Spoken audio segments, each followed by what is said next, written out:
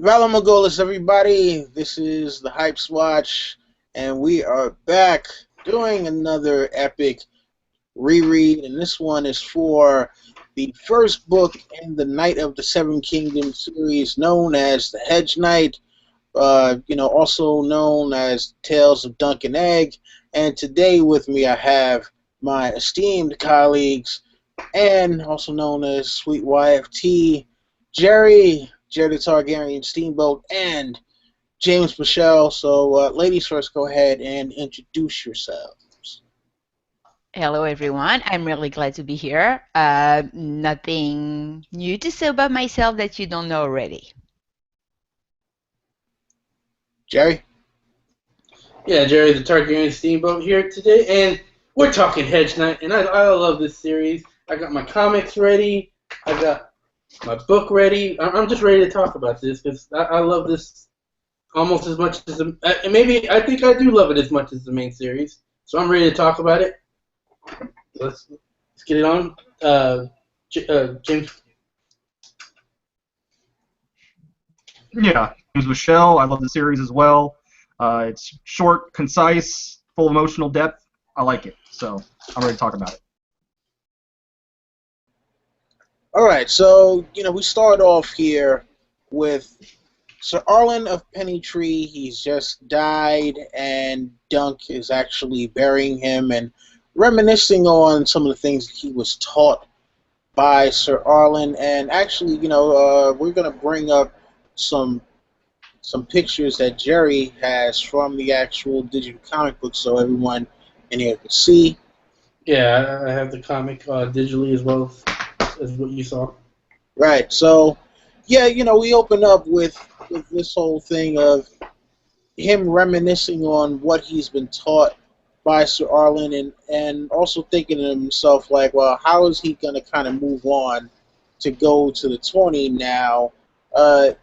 He's got his armor and arms. He's got the three horses with him, and he's, just basically, trying to think to himself, okay, well, what do I do now? You know, and we kind of get the sense here that even though he is claiming himself to kind of be a knight, that he may not actually be a knight. You see that kind of unsureness about himself, and this is our first introduction to Sir Duncan the Tall. So, um, James, what were your thoughts of this first intro to Duncan? Oh, I thought it was good. It was atmospheric. We felt the rain, we felt the weight of Sir Arlen, and I like what I like about Sir Arlen. It's when it comes to Dunk, it's like this whole nature versus nurture thing. Dunk comes from he's an orphan. He's from Flea Bottom. If it wasn't for Arlen, who brought him in, taught him the proper ways of being a decent human being. Sure, was Sir Arlen not, was he one of the greatest knights of the Seven Kingdoms? Of course not. But, he seemed to be a good man. And we see how, it would have been interesting to see if Arlen never plucked Dunk out of Flea Bottom, how he would have grown up and how different he would have been. So, even though we didn't really know Sir Arlen, you felt a little something when, his mentor, you feel for this 17-year-old when his mentor has died. And, I enjoyed the whole first part there involving Sir Arlen and Dunk. All right, Anne, your thoughts on first meeting Sir Duncan? Yeah, it's that story is really education story. Like we see throughout that story, we see Dunk growing and evolving, and there are two like intertwined themes.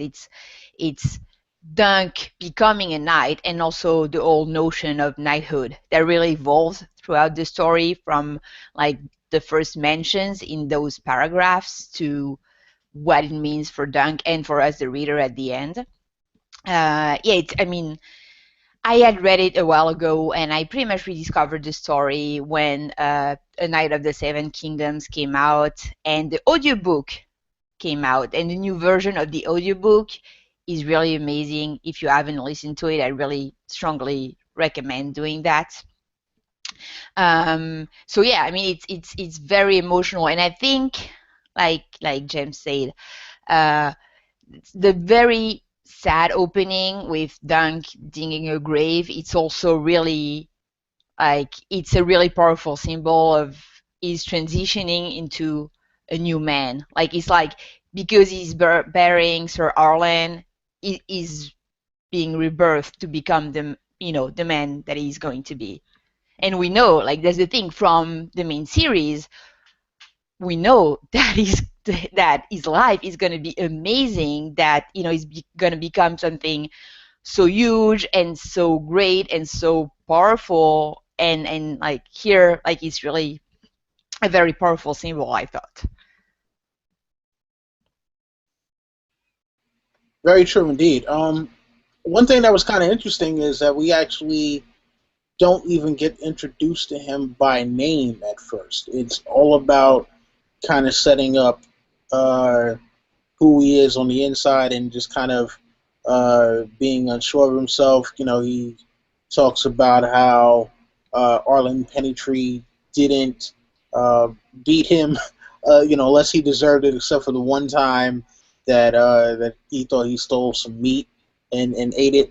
So that was pretty interesting. He was thinking about how he wished he knew a prayer all the way through to say about him, but he was like, you know what? He wasn't much of a religious man, so he didn't really do that much praying. But Jerry, your thoughts on first meeting Sir Duncan the Tall?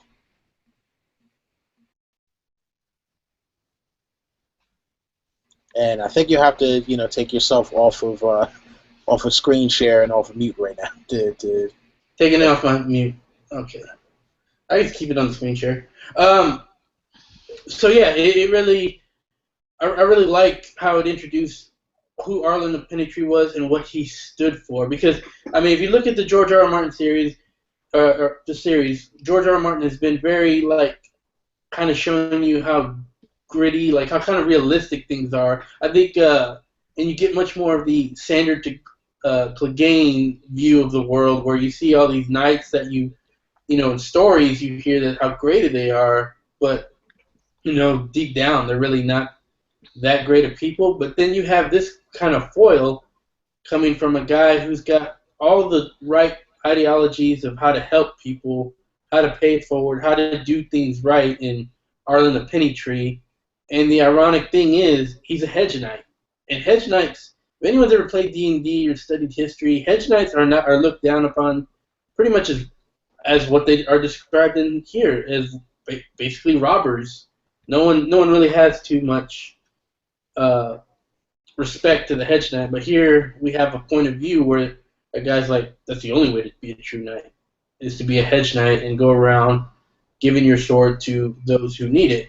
So I think that's one of the great like points of this whole thing, and great points of these characters like Sir Arlen, and then how he passes on his values onto Dunk, and then from history Dunk passes these values on to Egg. And as far as the Maidenpool thing, I thought that was pretty funny. I mean, we all growing up, we've all been in. I think we've all been in trouble at one point or the other in our life where we didn't do it, but our parents just got us in trouble anyways because they thought we did. They all make mistakes, so it kind of shows like it's a real father-son relationship with Sir Arlen and Dunk. And yeah, so as far as being a knight, I believe I'm almost 100% sure that Dunk is not a knight. It was, I mean, if you look at this quote right here, he is thinking about offering himself as a squire to another hedge knight because the only life he knows is the life of a hedge knight. And I mean, if he was a knight, why would he even consider offering himself as a squire to another hedge knight? And yeah, so I mean, yeah, you agree, Anne? Yeah, well, yeah, there are. I get them separate, but yeah, there are a bunch of. It's very highly speculated that he has not been knighted, and throughout the novel, the novella. Oh yeah. There are a bunch Oh yeah. of pretty Totally. strong clues of that. So that's the first one. Well, this is definitely the first one. We'll get into more later. And but yeah, so he decides to do a Heath Ledger before Heath Ledger. So where the he pulls up the knight's he does the Knight's Tale thing. He's like, I'm gonna take his place and make myself a knight, and that's where we make that decision and move on to the next part. Don Willie. Yeah, can I just add a little something? I mean, it's all in the first. I'm not even sure where we get the things, but just to end up with that whole thing of knights, and to go on what Jerry was saying, just the word knight, it appears 141 times in the novella, which is a lot. That's more like per page than in the rest of the books. And I'd like to just use a quote that I think that we could use as a red line. I know it's a little bit farther down the road, but I think it's interesting to talk about it right now, which is a hedge knight must hold tight to his pride. Without it, he's no more than a sellsword. And I think the difference that's a very relevant question. What makes the difference between a hedge knight and the sellsword? And we can see how that idea will evolve throughout the novella. Yeah, I agree. That's a good point there. Yes, indeed. All right, so right after this is where we get Duncan. He's on his way to Ashford, and he stops at an inn, and he sees a young Egg, who he has absolutely no idea who he is. He's coming out of a stream that's right by this, and so he takes him for the stable boy. And he's like, hey, you know what? Go ahead and make sure that my horses are clean and well fed. I'm going to go inside and get something to eat and, see if maybe I want to stay here for the night before I move on to the tournament. And Egg is kind of really insolent and is giving him all kinds of back talk. And it's one of those things where Dunk is thinking to himself, like, well, hold on. For someone to be a stable boy, what a mouth on him. And it's just kind of interesting to see the interplay between these two, when the two of them have absolutely no idea who the other one is. Egg kind of studies Dunk, and he's like, oh, well, okay, I see you got the horses, I see you got a sword, you got a shield and all that, but where is your sword belt? Like, why is your sword belt just like, a piece of string? And Dunk is like, you know what, look, as long as it holds the damn sword, I don't care what it is. So just make sure to have my damn horses fed, make sure to have them clean, and, I don't want to hear any back talk, else you're going to get a clout in the ear. And then he's off into the inn, where he actually runs into Daeron the drunkard, having absolutely no idea who he is, but he knows that he's highborn. He can kind of tell by his clothes. And, he meets the lady who actually owns the establishment, and he's like, hey, you know what, I have some money in my pocket, and he decides he is going to get himself a meal. And Daeron the drunkard actually wakes up very briefly and is like, hey, I had a dream about you. You killed a dragon. And and the look on Dunk's face, or at least what he's thinking, is just like, what the hell is this guy talking about? Yeah, okay, whatever, drunk guy, cool, I'm going to go back to eating now, all right? And what were your thoughts on this particular part of the story? Well, there are a lot of parts there, so I have a lot of thoughts. First, I think it's really funny because we only learn who Egg truly is I don't know if it's cut into chapters, but there are like 2 parts. But it's only at the very end of the first part that there's a big reveal that Egg is Aegon Targaryen, soon to be king of Westeros. I mean, not very soon, but So a couple of things. Yeah, I really like the interaction between, again, on the whole theme of knighthood, on Dunk and Egg, and like, yeah, some of the quotes. I'm sorry, because I have my notes that are taken thematically, guys, so I need to go like back and forth because, yeah, of course, I did not take linear notes. But there's there's a lot of reference to the way a knight is supposed to look, so it's very materialistic. Like the first part of the book, it's really like the idea of being a knight is very materialistic. You know, it's like you said, oh, I'm a knight, so I can buy good food, and you know, there's that really fun quote from Dunk at that point, which is, "This is what it means to be a knight," he told himself as he sucked the last bit of meat off the bone. "Good food and ale whenever I want, and no one to clot me in the head." So like at the beginning of the book, that's what it means for, you know, like Egg is still very much not a knight, very much a little boy. And so he's playing pretend to be a knight. But then there's that line with Dunk and Egg. So when that Donnelly referred, I am a knight, I'll have you know. And then Egg said, you don't look to be a knight. Do all knights look the same? No, but they don't look like you either. Your sword's belt is made of rope. As long as it holds my scabbard, it serves. And I think it's like the first hint that knighthood, it's not just materialistic attributes, but that, you know, like the knight is not the person. The knight is like the mission. If that makes sense. Does that make sense, guys? It's the ideology. It's not the material part. It's the inside. It's not the outside. It's the inside. Yeah, definitely. And so that's the first thing. It's like it doesn't matter what I look like. It matters that I am the sword that defends the innocent.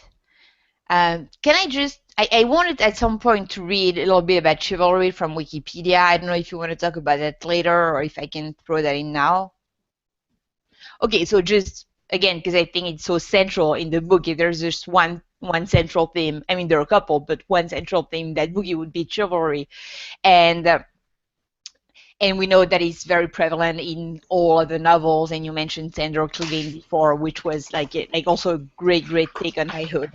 But so yeah, basically it's knighthood is a code of chivalry that was developed in medieval Europe. That was right after the fall of the Western Roman Empire, and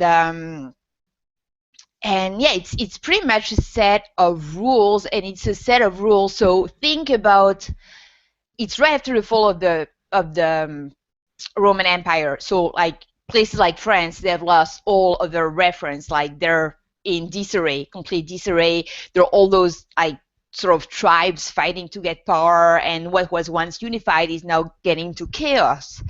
And when Charlemagne sort of starts to rebuild something in France, then like they realize that they have to rebuild some sort of moral basis for society, and so, you know, they build this, that, I'm sorry, it's very quickly summarized, but that kind of set of rules for basically the powerful fighting men to behave, like turn them, you know, from barbarian to people who can have a like fixed purpose in society.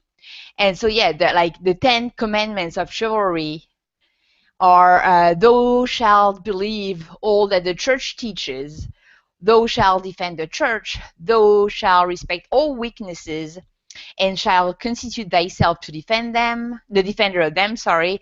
Thou shalt love the country in which thou wast born. I have a hard time with Old English. Thou shalt not recoil before thine enemy. Thou shalt make war against the infidel. Thou shalt perform scrupulously thy feudal duties, if they be not contrary to the laws of God. Thou shalt never lie, and shalt remain faithful to thy pledged word. Thou shalt be generous. Thou shalt be everywhere and always a champion of the right and the good against injustice and evil. So those are things, like that also is pretty, I mean, like there's a lot of that in Jaime's famous speech about knights and all the conflicting oaths that they have to take. But yeah, pretty much being godly is the first thing. Then defending your nation is the second one, and then like defending the weak in the innocents is the third like major role.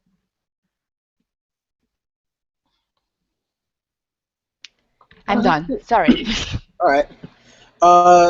Jerry, your thoughts on this part with him first meeting Egg, Daeron, and kind of reminiscing, or not reminiscing, but thinking to himself, hey, now I am a knight. I am going to live the good life of being a knight.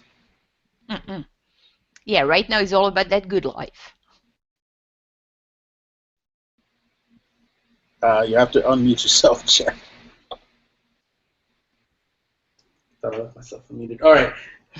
As far as the good night, yeah, I mean, I agree with everything Ann has said, and just it's also kind of a thing from Egg's point of view too, where he's like Dunk is like, well, you've only seen the great knights. I mean, there's a middle class here, of knights. It all isn't high class. We got the lower class knights, middle class. There's diversity amongst even knights, amongst people. There's no clear divide anywhere. So I think that's one thing that's kind of cool here, along with everything Ann said. And as far as what's going on here, I like it. It's kind of classic George R. R. Martin, where he's like telling you who these people are but you don't have enough information to guess right away. Like Egg, we don't know anything about this. He's just some naked stable boy who's playing in the water, and he's got no hair, and Dunk assumes, he must have had lice, so they shaved it off. And then we meet Daeron, who's talking like a madman, and looks pretty much like a normal guy. And up until this point, we all assume that all Targaryens are silver hair, purple eyes, but here we have Daeron with light brown hair and normal eyes. Nothing stands out too much about him other than his clothes. I don't want to go too much into his dreams yet. We'll talk about that later, but do you have a picture of Daeron from the book to show us? Right here. Here's Daeron, the top right here, passed out drunk. Okay, because I was on the other page.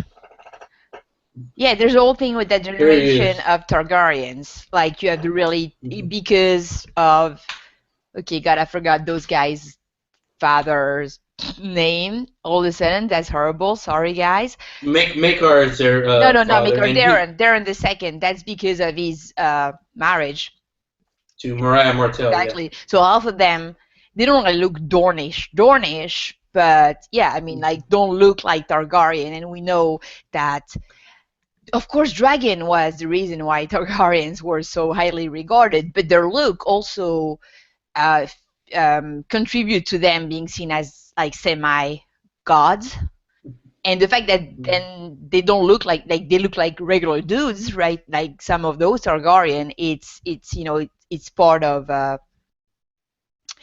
succession and image thing that happens in the book, and that, and we're right after the Blackfire Rebellion.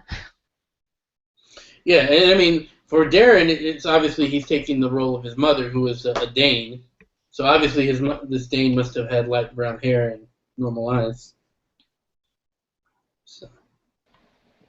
Cool. James, your thoughts on first meeting of Egg and also Daeron the drunkard, and just this whole notion that Dunk seems to have about being a knight and what it means for him. Well, it's always interesting to reread something after you've learned all the secrets of it, and it's very interesting the interaction between Dunk and Egg at this point, when you know that Egg is royalty, and but when I think about Egg, I see a lot of comparisons to Arya. early in the first book, Game of Thrones, because both are not, they don't have an inflated inflated thought of themselves due to their heritage. They're both adventurous. They both take on a different disguise of who they really are.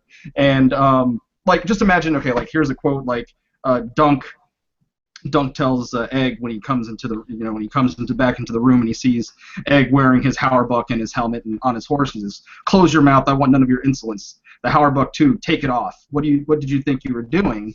Now imagine if Dunk would have said that to a 9-year-old Aerion Brightflame. I'm sure that wouldn't have ended well for Dunk. So we see the character of Egg. We see that he's he doesn't have an inflated thought of himself, and he's humbled, and he's a good little kid, and yeah, it's very interesting. And Daeron, yeah, you don't know that it's Daeron at first, and you just think I just thought he was, like, the first time I thought he was just some random drunkard or something, but yeah, it's cool that we see him living up to his reputation at this point, because we know that he's definitely doesn't have the greatest reputation himself. He's not a bad guy per se, but he's just useless essentially. So we see him living that, and that's pretty much all I have on the this part here. Yeah, I mean, man, it's really one of those things, especially with Daeron, and we'll see later where, he's one of those guys. And I think it's probably because when you get certain people in that kind of line of succession and they don't think that they are going to become king, it's like, you know what? I have no real responsibilities. I'm rich, part of the royal family, so I'm just going to live life how I feel. And hey, you know what? If I can be drunk every day, all day, then why not be drunk every day, all day? And that's pretty much what Daeron decided he was going to do. Yeah, but it's not just that, like he really, really, really seemed to be plagued by the dreams. Like we don't see that in that first scene. Oh, that's a cute picture. Yeah, I mean, we don't really see that in that first scene that much, but yeah, I mean, it's the first, like, because the tone has been fairly light so far, and like we don't see it as something ominous when we read that I dreamed of you, but it's still like pretty weird. Like it sort of like breaks the tone of the novellas that we've had so far. Very true, very true. But yeah, next up, this is where we kind of get Dunk. He's, James just talked about him seeing Egg in some of his armor and sitting on one of the horses, and he's like, "Hey, get back my stuff, get the hell off my horse, and I'm getting out of here." And he, is on his way to the tournament, and we get more thoughts of Duncan as he's thinking about how he plans on winning the tournament, or not that he plans on winning the whole thing, but he's like, you know what, as long as I can win at least my first match, I won't have to ransom off any of my stuff, and I'll be able to eat good for a little while until I can find a lord that I can actually serve with. And it's a little bit later on, just before he actually gets to the tournament, where he discovers that Egg has been following him all the way there, because Egg is like, "Hey, I want to be your squire, please let me be your squire." And basically, because he, likes the fact that the boy is that dedicated, he decides that he is actually going to take him on as his personal squire. And he's like, "Hey, look, I'm going to teach you all of the stuff that my former master told me, and, but just remember, if you start, mouthing off or deciding that you want to do your own thing, you're going to get a clout in the ear, and maybe even more than that if you, keep up with any of your shenanigans." And so, Jerry, what were your thoughts in terms of, how this whole thing went down with with him and deciding to take Dunk on. Deciding to take Egg on as his squire. Well, he actually decides to take Aegon a little bit later.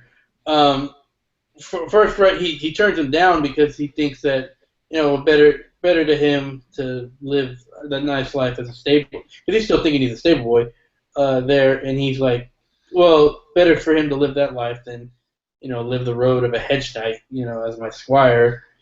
He doesn't think that he can, what do you call it? Be a proper knight for him to squire too. So he's a little.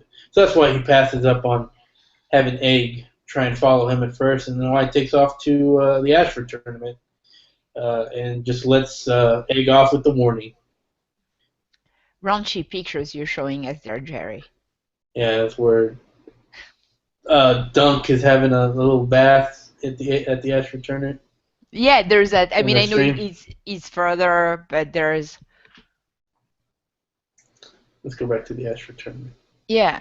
There's that really, really cute quote there when he's taking a bath. Like, it's hilarious. But it's still about, being a knight. A true knight is cleanly as well as godly, the old man always said, insisting that they wash themselves head to heels every time the moon turned, whether they smell sour or not. And that's another what do you call it, hint that he's not really a knight. He says when he decided to be a knight, he decided to do this. So. Oh, yeah, there are a lot of them. But yeah, I'm sorry. James is back.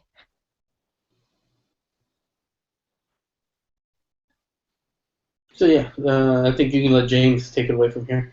Yeah. Talking about the little conversation with Egg, and then him leaving to the Ashford tournament. Oh, I already kind of I brought up the quote that when their first interaction. I don't know. Do you want to talk about the actual when he does take Dunk or when he takes Egg into a service? Is that what we're talking about? We'll get to that. Okay, so let's get to the Ashford tournament, Don. Yeah, we can move on. I kind of already touched on the first part. All right. So hold on. Back to the pictures. Back to the pictures. Where he's talking about he arrives at the Ashford tournament, taking a bath, talking about clothing. He's remembering how Sir Arland told him about the dragons, and now Sir Arland, when he was a young boy, saw the last dragon. Although the dragon wasn't like huge or anything, it was sickly and died off. And they make mention of Aegon III being probably the reason that the dragons died off, and because he saw his mother get eaten by a dragon, so he was anti-dragon. So that's why. I think that's our first. No, I was going to say what happened to the comic book for a sec there. It's here. It should be here. Is it? It went away for about a minute there, but it's back now. Okay. I don't know why. Google being funny. So he's reminiscing on tales that Sir Arland told them, and then he runs into his first crush. Dunk finds. What was her name? Tansy the Tall? Tanzel the Tall. Tanzel too tall. Tanzel too tall, but not too tall for Dunk. So he's immediately smitten. She's not the curviest woman according to Dunk, but he really likes her face, really likes her smile. She's a puppeteer and doing a puppet show for people. And after he's done watching that, he goes to the blacksmith and gets fitted, tries to make a deal with the blacksmith to get armor. Figures out he's going to need to come up with 800 silver, I believe. And what does he do after that? Makes a deal with the blacksmith, yeah. Puts a deposit down, comes back, and he finds Egg making him some fish. Yeah, so that was, a pretty interesting. Yeah, and that's where Egg, because he decides to take Egg as his knight, or his squire. Yeah, and that whole interaction was pretty interesting because he's sitting there thinking to himself, like, okay, I got to figure out a way to get my own arms and armor. And he's just thinking about it. How do I get enough money to stay afloat? He's trying to figure out how much he can sell the horses for, and he promises that, he'll try to buy one of them back after he wins his first tilt. And when he runs into Egg, there's this little back and forth that they have, and he's just kind of like, why in the world do you want to do this? Like, why in the world do you want to be a squire? And it's it's just a pretty interesting thing because, while Dunk was snatched up from Flea Bottom when he was a child and he, didn't know anything else, he's thinking to himself, like, hey, this kid probably, could do something better with his life rather than running around the Seven Kingdoms and sleeping under hedges and stuff like that. But, since the kid is so determined, he decides, all right, fine, come on, I'll take you on. But, yeah, Anne, you have any thoughts on this one? I don't know because we covered like such. I'm sorry, I'm confused. I'm trying not to be, but like, what scene are we talking about? Because right now we've covered like a lot of pages. I mean, like Jerry told us a lot. Basically, The first, from him joining to the Ashford to meeting with the blacksmith to meeting to first laying eyes on Tansy or whatever name, Too Tall, yeah, and then to meeting Egg going back again. meeting Egg again and deciding to take him under his esquire. Those are the 4 things. Well, I mean, I don't know, like to go back to what Don, like their first, I mean, not their first, their second meeting before he leaves. So we're still on the previous scene, but that's what Don Wally, I think, was referring to right before. So not when they're meeting next to, I mean, in the Ashford Meadow, but when they're still at the inn. So like, yeah, you say that. I think it's a lot of mixed feeling. Like that's why it's so cool. Like I love Dunk's POV. They're so good. I love I love being inside that Dunk's head.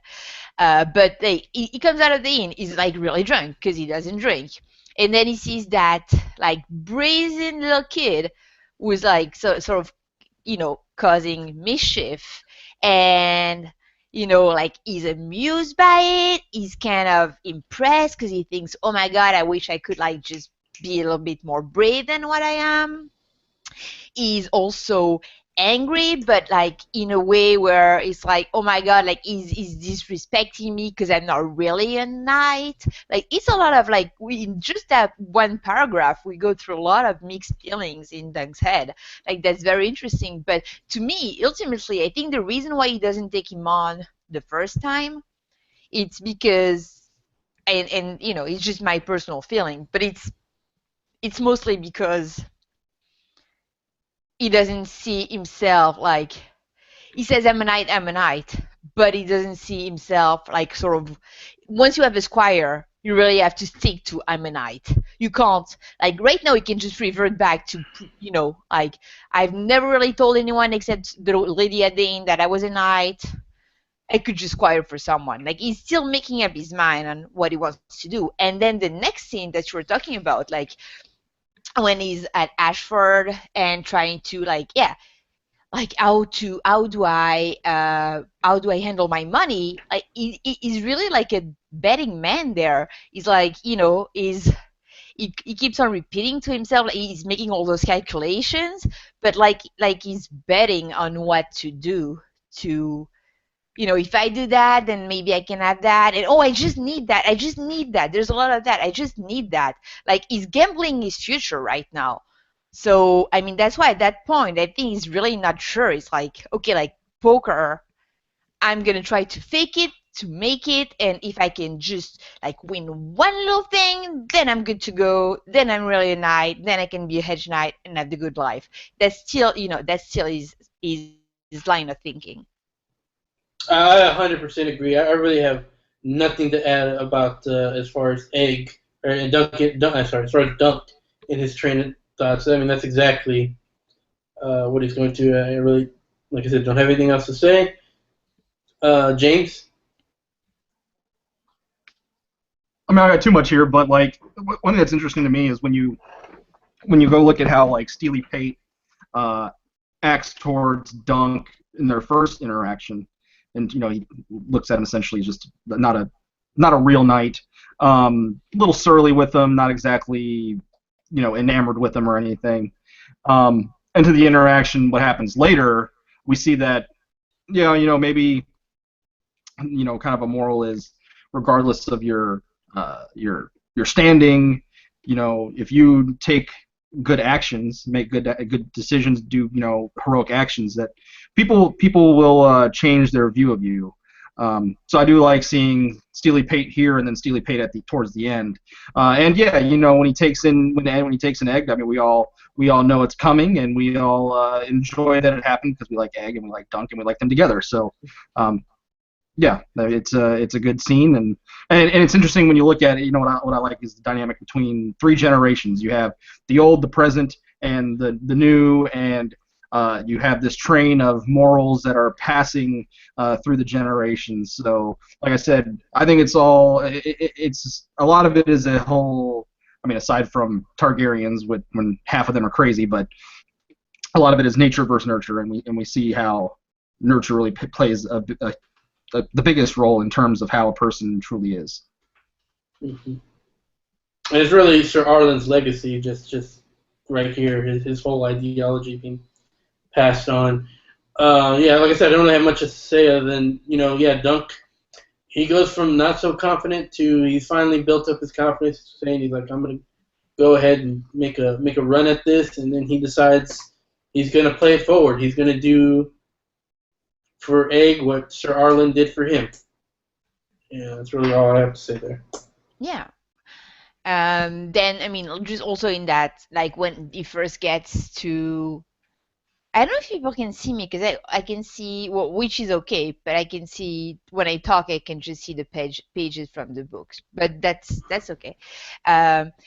I don't know if we want to get into that, but there's a lot, like there's a big info dump on a lot of houses and their heraldry, and it's interesting. It's not really relevant for that book. I think we'll keep it for when we do the next Duncan and Reread, because we're going to talk Blackfire Rebellion, and we know, like from Martin, that he had not considered that plot twist. The Blackfire Rebellion was not really an idea he had when he was writing that book. It only came like afterwards. But there's also going to be a pretty interesting dynamic with all those lords there and being together. And I always have in the back of my head, well, like if they're throwing on a tourney, do they have any ulterior motive? Like I couldn't find any there, and I don't think there was, but I can't help but think about it. One random thing: have y'all ever heard of the theory that Too Tall is Old Nan? Nope. Yeah, well, apparently there's a theory going on that Too Tall eventually let Duncan Egg,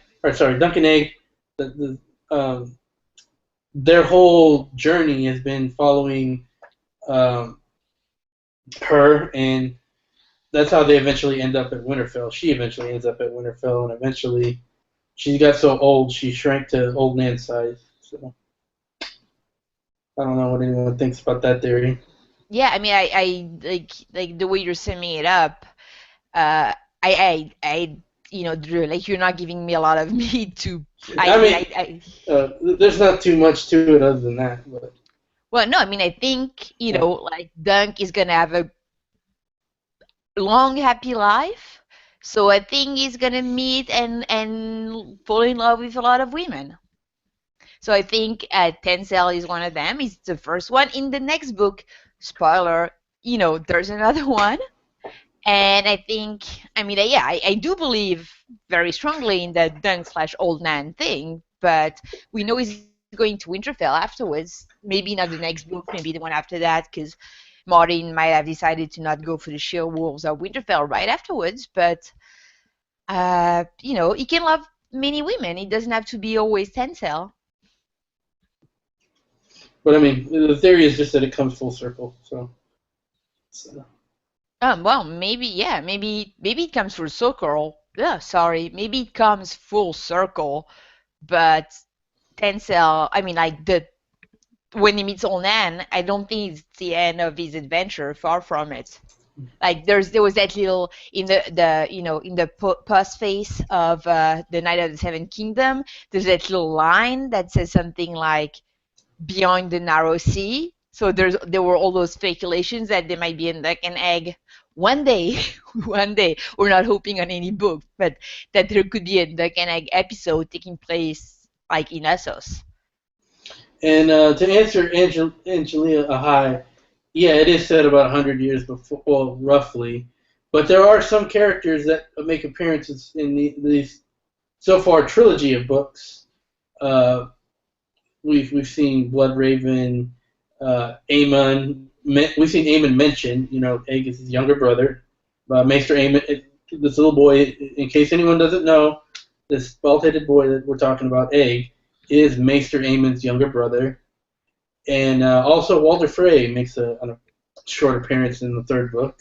So, and we don't know Old Nan's age. Like, according to Ned, she was super old when he was a little boy. So, her age could, age-wise, she could fit being Tansel too tall. I don't know about the shrinking part, but it's an interesting theory.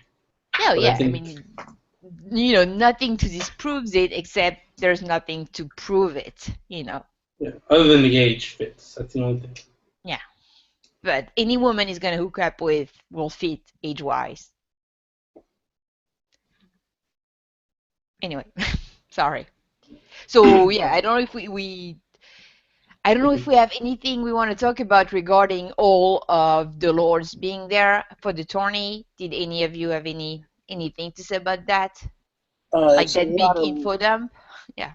It's a lot of lords to mention. I mean, there's a lot of different heraldries, and I mean, I think we're going to probably get most of them, later on when we talk about the Trial of Seven and who Dunk was trying to get to be on his side. So I think we can save the lords for a little later.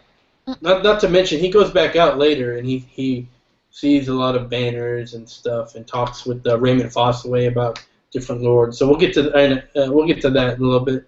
I guess we can move on to Dunk trying to register. One tiny thing. Sorry, I know I'm going to be long and lengthy and disruptive, but it's just like the only thing I want to talk about with the Lord. And I don't think if it's the first time chronologically wise that it's mentioned, or if it's already in the Game of Thrones. Oh my God, I'm sorry, but we already have the Bracken versus Blackwood feud, which I found funny. I don't know if it's mentioned later. When he's trying to get people together, he's like, you can get Bracken or you can get Blackwood. I thought you can get them both together. So, all right. Well, let's move on to where Dunk is trying to register as a knight at the castle Ashford. He goes up to this, I guess, a clerk, the Ashford clerk, and tries to register. Tells the story about how Sir Arland knighted him before he died, and told him who Arland Pennytree was. The clerk asked him for, well, was there any witnesses? Do you have any proof?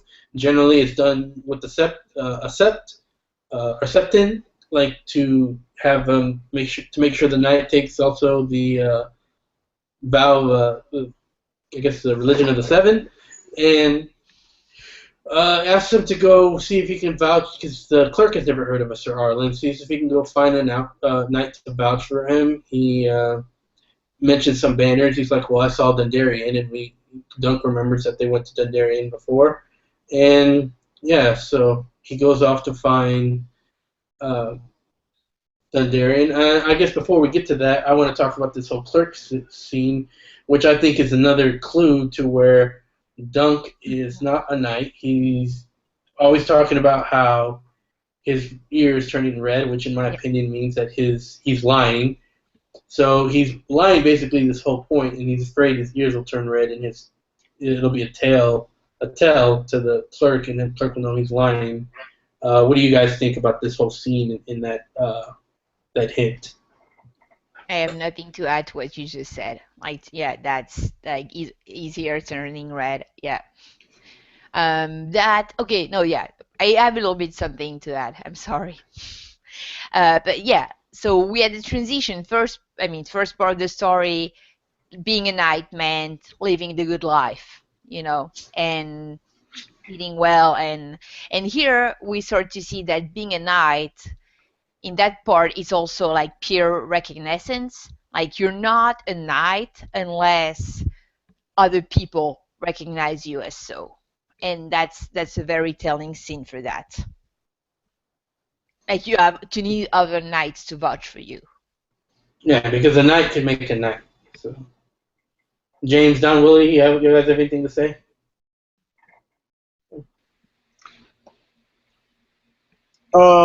Yeah, look, I thought this whole thing was kind of interesting because you have him going to the castle and, him having to register for the list. He's sitting up there like, all right, this is it. I'm going full steam now.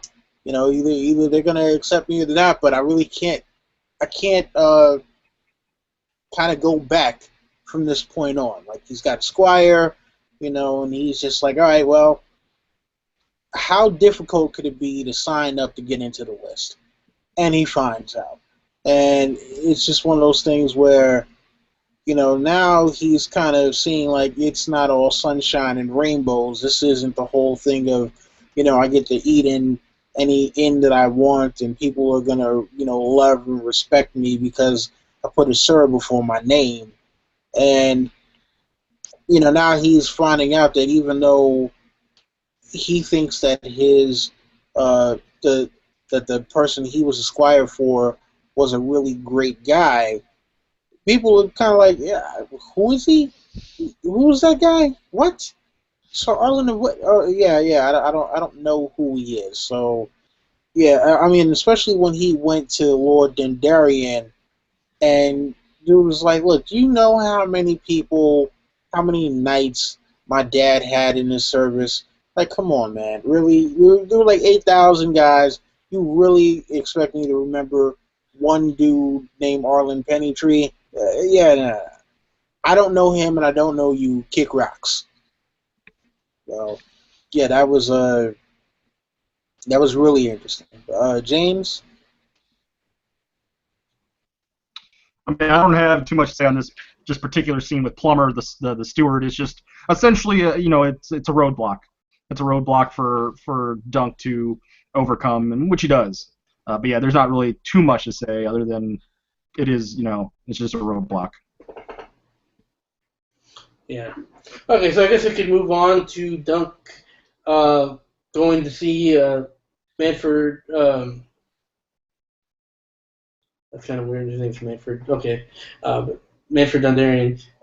So he goes on a little, walking there. He passes by, sees the Targaryens coming in, and he sees, the King's Guard. They look, the part, and they look everything he thought they would be. Then he runs into Mr. Bright Douche himself, the main antagonist of this whole mess of this book, Aerion Brightflame, and Brightflame mistakes him for a stable boy, a serving boy.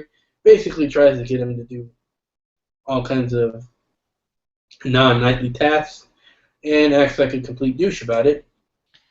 Afterwards, he moves along, sees that the King's Guard are pleasant and as good as they were built to be. I think there was a Roland Crackall and what was the other one? Sir Ronald of Duskendale, I think. And then he moves on from there. He runs into Tansel Too Tall again. Does a little bit of tries to talk a little bit to her, asks her to paint a shield, tries to flirt with her, but is a little bit awkward. Doesn't quite have the guts to go through with it. Then he comes across two, what appears to be two knights going at it. practicing.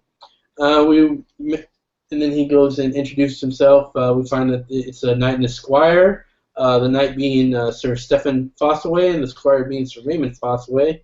And then he moves and has a good chat with Sir Raymond. You know, I guess Sir Raymond kind of sorry, buddies up to Dunk because I guess they kind of have both that squire mentality, even though Dunk is a knight. So Raymond does, you know, being a squire does respect. It's like maybe the first one that truly respects Dunk out here.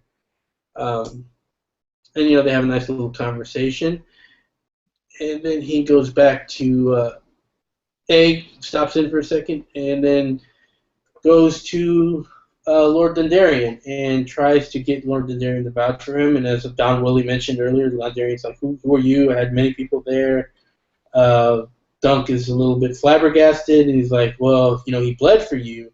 Your father told me the story of it, and so you know the story of where your sigil comes from, where the lightning comes from." And the guy's like, "Well, yeah," he tells everyone to that.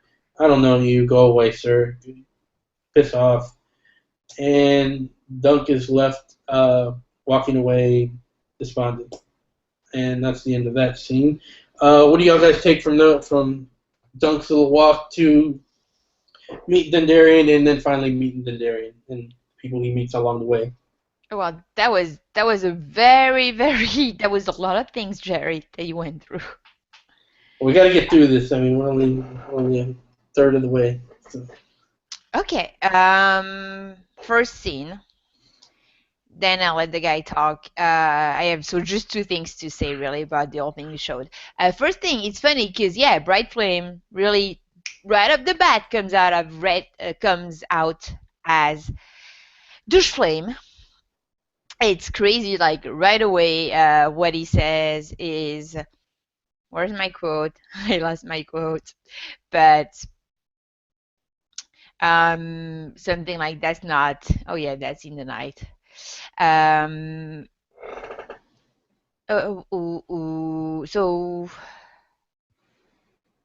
Well, he tells him let go of the snag and see to the horses, and then he tells him, but "Boy, I need those taken care of." Knighthood is really, it's like Knighthood. Oh yeah, Knighthood has fallen on sad days. Yeah, exactly. But what's really funny is that here it seems like that's because we're in Dunk's head. Because Dunk's did the exact thing, the exact same thing with the Prince of Blood. He just asked the Prince of Blood a couple of pages ago to tend to his horse and threaten him with the clout in the ear if he did not agree. So technically, you know, Bright Flame didn't really do anything worse. I mean, it's just a matter of perception. Like, Dunk thought that Egg was a stable boy, and Bright Flame thought that Dunk was a stable boy. They're both honest mistake at that point, except that right away, yeah, we know Bright Flame is a douchebag. To be fair to Dunk, Egg, there are no 10-year-old knights, so there's no way that Dunk should have ever considered Egg being a knight.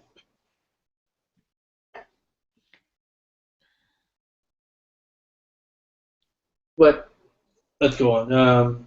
James, do you have anything to say? Or Don Willie? Yeah. Well, I got Go for James. Aerion Bright Flame, you know, he's everything that's wrong with aristocracy, you know, just entitled piece of shit, and further enhanced by the fact that he's one of the crazy Targaryens, as we'll know later. He's definitely crazy, and yeah, everything about him, I like great characters. I like occasional villains here and there. I just don't like just a dark, just super, you know, there's like no redeeming qualities to their villainy whatsoever.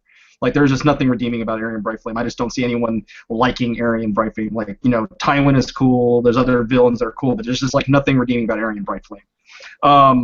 Yeah, right now he's just a jock. Yeah, pretty much. There's just nothing cool about him.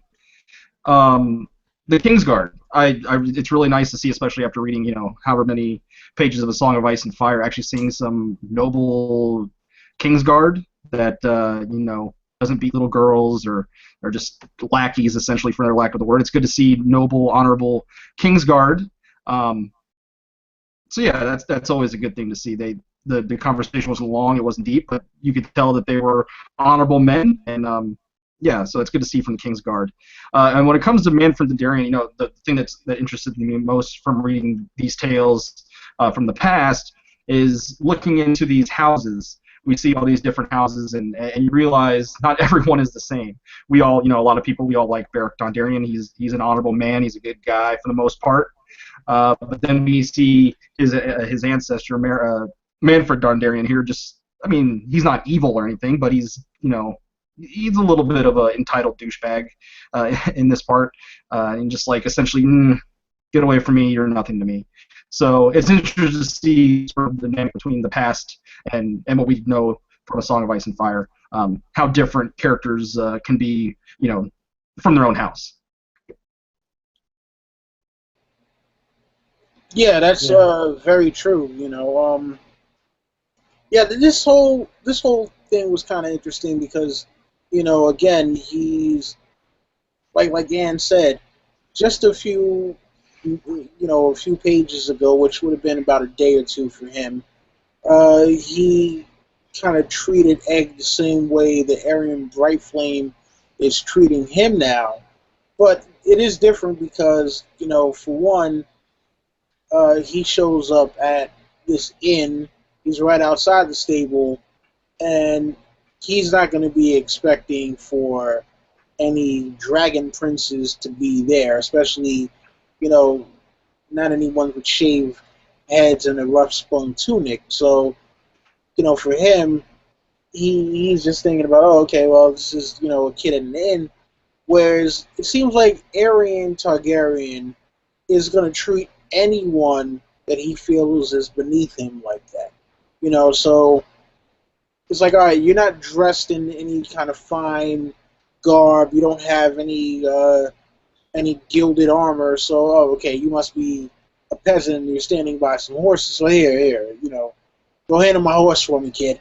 And that's the difference. I don't think that Dunk was doing what he did out of arrogance. It's like, all right, hey, look, this is, the kind of the order of things, whereas Aerion Brightflame is just the guy who is just going to be a douchebag because, it's like, is there anything else to do in life other than be a douchebag? And yeah, the whole thing is that,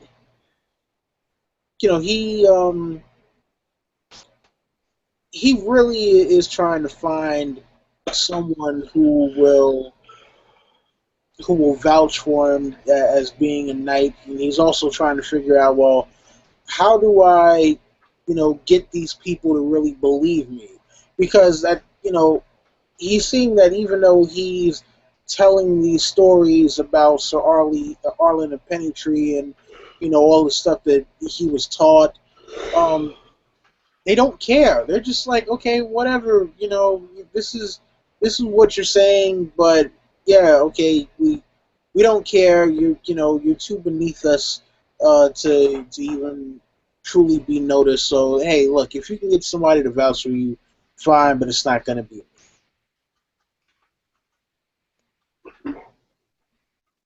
Yeah, that's a good point. All right. Anything anyone wants to say about the Fossways or Dondarrion? Oh yeah, you know what? I would actually like to talk about the Flossaways real quick. So I mean, this was a very kind of interesting interaction between these two because, like, even though Stefan Flossaway doesn't come off as big of a douchebag as Bright Flame does, you can kind of see that he's like, all right, well, yeah, look, oh, you're a knight, all right, cool, yeah, I'm a knight too, and here's my little cousin over here, and yeah, this guy, maybe one day if he's lucky, I'll make him a knight, but right now, the only knight is me. Yes, I'm the ripe apple of the family, and it's just kind of like, okay, dude, what are you bragging about, man? You're sitting up here beating up on your squire. You can't really brag about beating up on your squire. It's like, show me some tourneys that you won. What great knights have you unhorsed? What what great outlaws have you killed? And I think that's part of the reason why Dunk and Raymond get along very well because one, yeah, Dunk was just a squire, so he knows that grind of having to serve under someone. But at the same point too, it's like because he has that unsureness about himself, he's like, you know what, let me mingle with people who are actually more on my level, who don't really have that arrogance about them. So yeah, I mean, obviously, reading the story for the first time, you didn't know how things were going to turn out with the two Fossaway cousins, but I guess this is kind of a small sign of things to come uh, with the way that these two were acting. Definitely. I mean, I think it's well, again, one thing being a knight, what Sandor said, like one. I mean, I don't want to use the word honor because I mean, they're both looking for honor, but one wants to be honored by his peers, like being seen by other as a great knight, like the way he's perceived is really super important. And the other one, it's more like a internal reflection on being a knight, like um, being as close as possible to what it means to be a knight, even if other people don't seem that way. But it shows later in the story. To me, this whole part of the story was establishing characters, to establish the fact that Stefan Fossaway is a pompous, arrogant douchebag, and that Raymond Fossaway is the sympathetic, nicer Fossaway, and then obviously we're going to see that come into play later. So it was just all character establishment.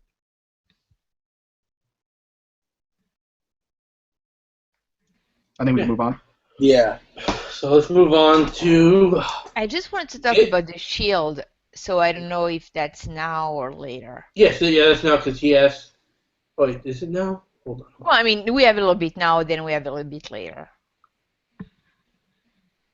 Yeah, I think he just asked her if he does a little bit of flirting, and he asks her if she can do the shield, but he doesn't know what he wants quite yet. Okay, so then I'll talk about it later. Move on. Okay. We can move on.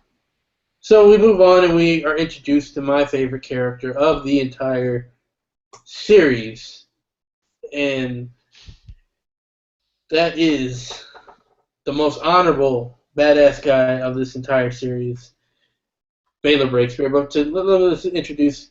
Dunk goes back, discouraged that he didn't get, what do you call it, recognized.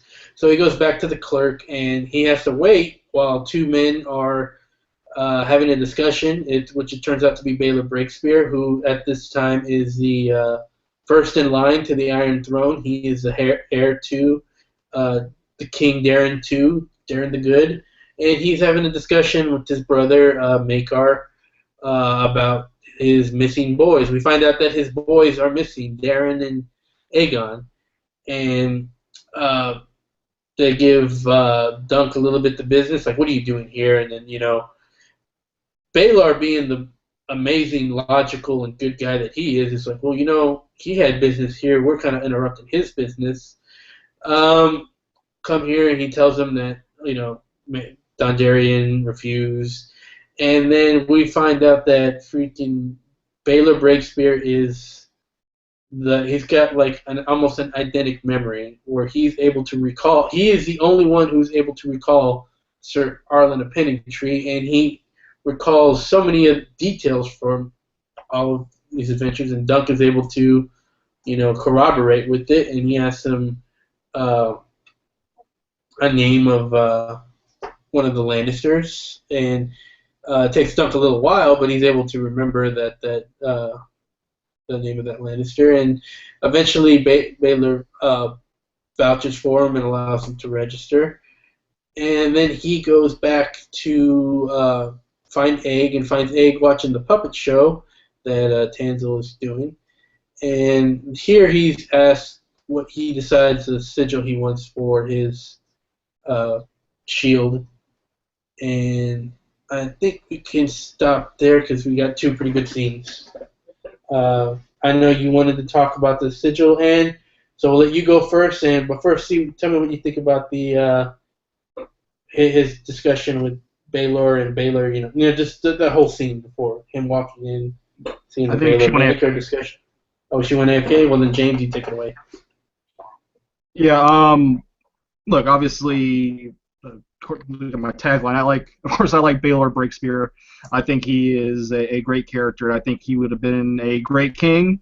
Of course, we see, obviously we know what happens to Baelor Breakspear, but yeah, he shows compassion, logical thought. He shows bravery later. So obviously, Baelor Breakspear would have been a great king. Like I said, unfortunately, it doesn't happen.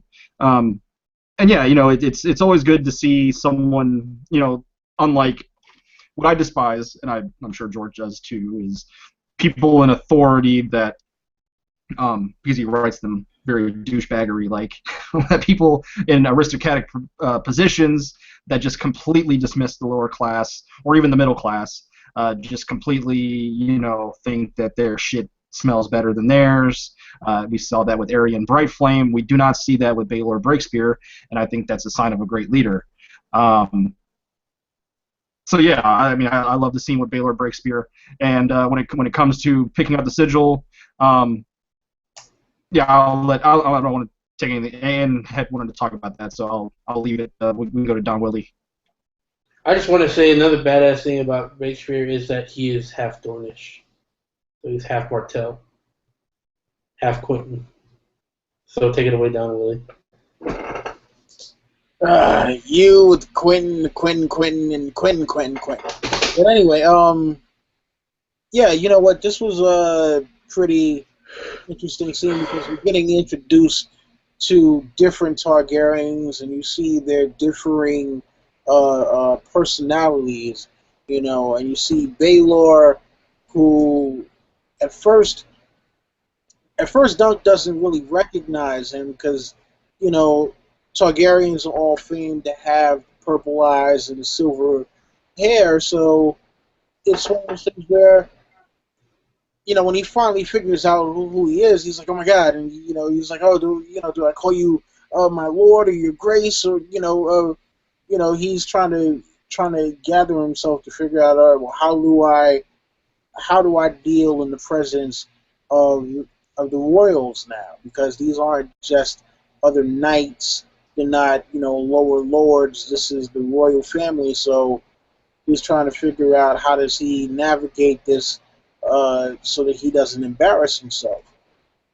And another very interesting thing is the fact that Baelor does kind of vouch for him. And he's like, hey, come on, look, just let him in. He seems like a cool guy. He doesn't seem like he's here to cause any trouble. And Maekar is kind of like, look, you know what? Why do I even care about it? Like, what are we dealing with this guy for, man? We got bigger shit to worry about. My kids are missing, and who really cares about this Hedge Knight? And Baelor is like, dude, like, come on, man, seriously, bro. Ah, man, everything's cool. So. Baelor kind of comes off, a little bit of not necessarily a hippie, but he's definitely the most level-headed out of the Targaryens that we've met in this particular story so far.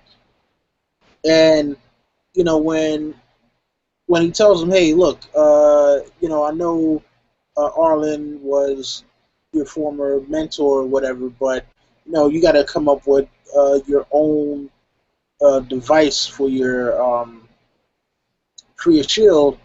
Duncan's like, all right, cool, hey, cool. As long as you're gonna let me in the 20, I'm like, that's cool. And then him going to Tanzel and it's like, hey, can you paint something for me? And she's like, yeah, listen, if I paint it, it's gonna be the greatest thing that you've ever seen. And he's trying to figure out, okay, well, geez, what do I get on this?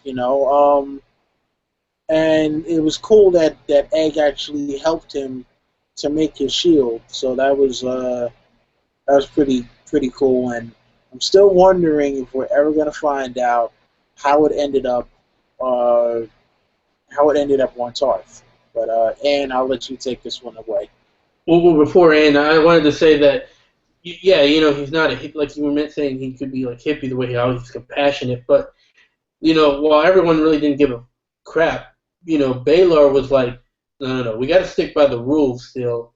By law, you cannot keep that shield with that sigil.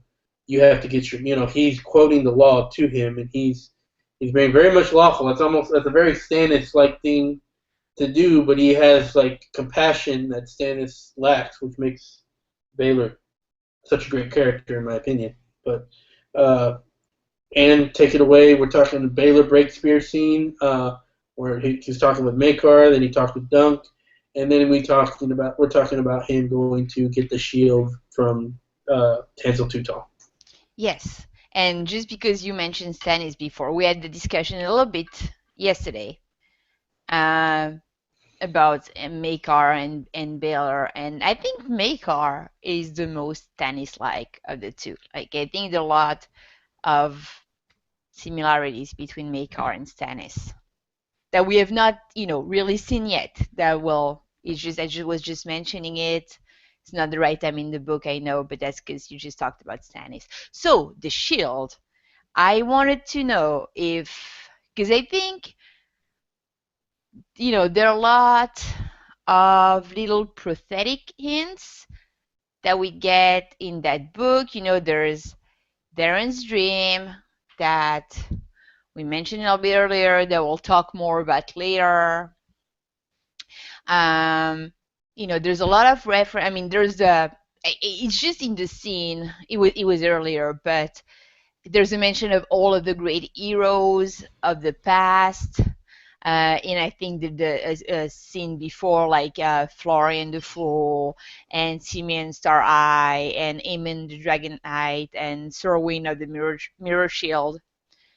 So, like that, I took as a little hint that Duncan the Tall is going to be one of those great heroes of legend. And then, like, there's that shield that, from the description, I can't really help but feel that it has some Aether AI feel to it. Maybe I'm crazy. It's so the shield, a falling star. So yeah, earlier there's a reference to like that scene where Dunk just arrived at Ashford Meadow. He decides that he cannot mingle with the real like knights that have pavilion, that he's gonna sleep under an elm tree, and he sees a falling star, and he thinks a falling star brings luck to him who sees it. So then, like when he has to decide on his shield, he's like stumped. He's like, "Oh my God, I have not thought about it. Oh, dunk the lung, thick as a castle wall. I can't come up with something." And so he says the field should be the color of sunset. He said suddenly. The old man liked sunset, and the device, an egg tree, said egg. A big elm tree like the one by the pool, with a brown trunk and green branches. Yes, Dunk said, that would serve. An elm tree, but with a shooting star above. Could you do that? So pretty basic so far. It's from things, like it's everything it's everything that symbolize, I mean, that sum up Egg's experience when he decided, okay, I'm going to be a knight, I'm going to enter that tourney myself. But then, I'm sorry, I know I'm jumping a little bit ahead, but this way we can discuss the shield entirely now. Then once he gets the shield, then like he sort of like thinks about like what it means, how it can be perceived, and there's something about the falling star that sort of like tin tin tin in my head, and I think in Ben's head Dunk's head too. The star was falling. What sort of sigil was that? Would he fall just as fast? And sunset heralds night. Night, ding, ding, ding. I should have stayed with the chalice, he said miserably. It had wings at least to fly away. Sir Arland said the cup was full of faith and fellowship and good things to drink. This shield is all painted up like death. So is that only me, or do I see some sort of weird like Aether AI thing there? I don't really see an Azaria height thing, but I mean, I don't know. I see it's not like it's not a burning star. it's not a huge stretch, but it's not like I don't really see it. James, Don Willie. As far as an Azor High thing, I didn't necessarily. Yeah, I didn't necessarily get that myself. I know it's just like the burning star, and then like the sunset, like bright red sunset that made me think of the Sea of Blood. And I mean, yeah, things that we see. I don't really see how really. I mean, I don't think. I'm not saying Donkeys is RAI, guys. Like, I'm not going that far into the tinfoil, but I think it's like a herald because I think that we're gonna have, we're gonna have the Long Night. We're gonna have Azorai reborn, all coming from the line that Dunk saved at Summerhall. You see what I mean? Like that, if Dunk cannot be there to save Rhaegar at Summerhall, to save Aerys and Rhaella at Summerhall, then they wouldn't have been Azorai reborn. So I think It also might have to do with him saving, Egg many times because they also come from Egg's line. Yeah. I guess I can kind of see it, but yeah, I mean maybe, like I said, maybe a little tinfoily, but the symbols and also the fact that he questions the symbol, it just went like ding ding ding in my head. It's better than Varys as a mermaid. I'll give you that. Thank you. Thank you. Right. So does anyone in the chat see it like that it's possible? Because the chat, I know it's early and everybody's digesting Sunday's big lunch, but does anyone in the chat see, like in his shield, maybe a little hint with the imagery of the falling star, the background that is like burned copper, like almost red, like the old Sea of Blood thing, that they could be like a little bit of a Zora Reborn thing? No, you're crazy, and thank you, Thunder. I love you too.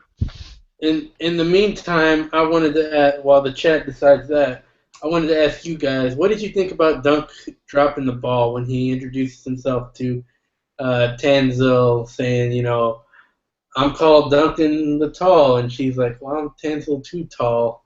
The boys used to call me that, and he's like, well, you're not too tall. You're just right for. And she's like, oh, for? And he's like, for puppets. Instead of, He needed lessons from LT, the ladies' man. That's all I gotta say. That's exactly what I was thinking. That's exactly. Don, really, what were you thinking about that? Yeah, you guys took the words right out of my mouth. Yeah, LT would have definitely had something that he could have given him advice. What to say.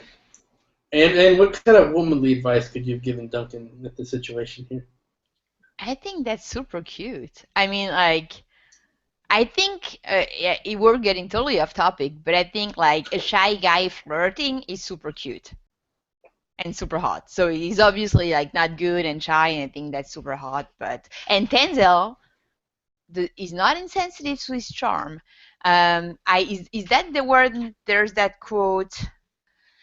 Yeah, I think that's when there's that quote where he says like all men are knights and all men are fools, and all like oink oink. For women, So I think like she sees it. Yeah. Anyways, let's move on. So, what is next? So, they're watching the tournament here. They watch with the common folk. We see, Baelor's son, Baelor, taking a, watching the tournament, giving a fuck. They bring up all the houses and all the history of all the guys who will be defending the daughter Ashford. Because what this is a like a five, like they're defending the daughter Ashford as the Queen of Love and Beauty. She's got 5 champions, which are it's a Baratheon, Lionel Baratheon, I forget, a Tyrell, Leo Tyrell. Leo Tyrell, a Lannister. What was the Lannister's name? It wasn't Daemon, was it, or was it? I'm sorry, I'm gonna find wasn't that. Typhel? Tybolt. Tybolt. It was Tybolt, Lannister, and Harding, and what was the Harding's name? Oh, Humphrey Harding and Baelor Targaryen. So they're the one, like, and it's how it goes is you have to pick which one you want to challenge in the joust, and until all of them are gone, that they, once all of them are gone, then you can choose a new Queen of Love and Beauty. If they stand, then it remains the daughter Ashford's Queen of Love and Beauty. And we got several challengers. We got several going off. The guy was it Sir Robin Beesbury? what was his name? No, it's Robin Riesling. Oh, sorry, but Robin Rising. and Humphrey Beesbury. Yeah, they go at it. Dunk thinks about who he can challenge. He thinks that Baelor is probably the easiest, but how do you take on royalty? And we see Lionel go at it. We see them all go at it. I'll leave the details to I'll be able to talk about later. But then we finally get to who is it? Bright Flame takes on Sir Humphrey, and Bright Flame takes a low shot at his horse and causes the horse to fall on Sir Humphrey, and I don't know, there's like a tussle, and you see Egg is obviously upset, saying, "Poor horse, kill that motherfucker," and that's the end of that little scene. So let's talk with Don Willie. What did you think about this whole scene? As we get introduced to the how the challenge works. We get introduced to who's defending, and we see a few jousts, and we see Dunk breaking down the joust, and then the incident. So take it away. Your thoughts on all that? Well, one thing that was pretty interesting about this was when they're introducing all of the different knights, and they're rattling off it. This one challenged this one, that one challenged that one. When you finally come to Aerion Bright Flame, and it's Egg is kind of like you can see that he has an animosity towards Aerion, but when you first read it, you're not sure exactly why. It's like, okay, yeah, we already know that he's a dick, but why does it seem like this kid really, really hates this particular prince so much? And he's like, oh, he's right there, kill him. At first Dunk couldn't tell who he was talking about.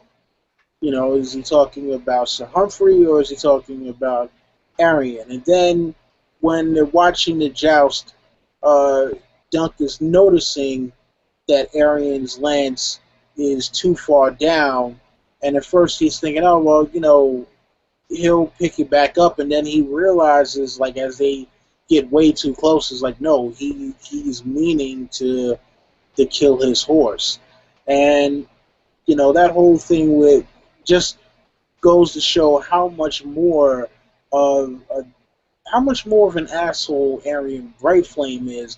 If he kills his horse, or at least maims the horse, then he jumps down and basically is going to try and either kill Sir Humphrey or kill the horse on top of him or something like that. And, he had to be restrained. And it's got people looking at him like, yo, dude, what are you doing? Seriously, man. You already, you hurt this man's horse in the most brutal fashion. And now while he's pinned down with a broken leg, you're going to go and try to attack him after that. And you can kind of see that it started to turn the crowd against him, for him doing that. And, it's just it's just another thing that kind of builds on to the character that he happens to be.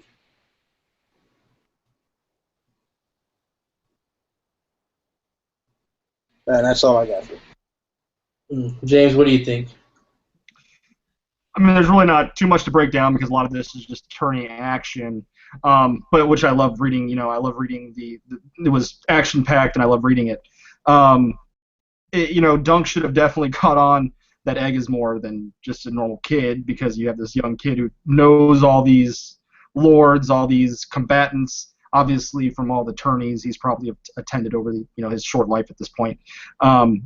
I think the scene with Robin Riesling there was really badass. He's already got an eye patch because he's already lost an eye before for continuing to joust with the loss of his helmet.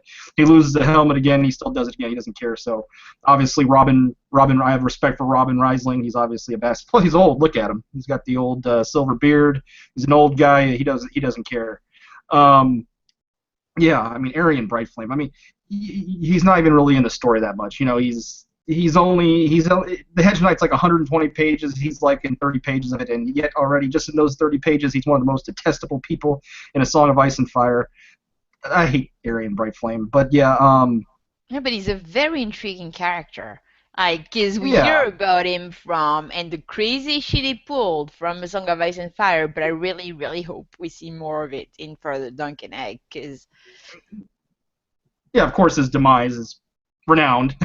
His demise, how he dies later, when he's much older, is quite renowned. But yeah, I don't even have much to say. Anything else? Aerion Brightflame just pisses me off.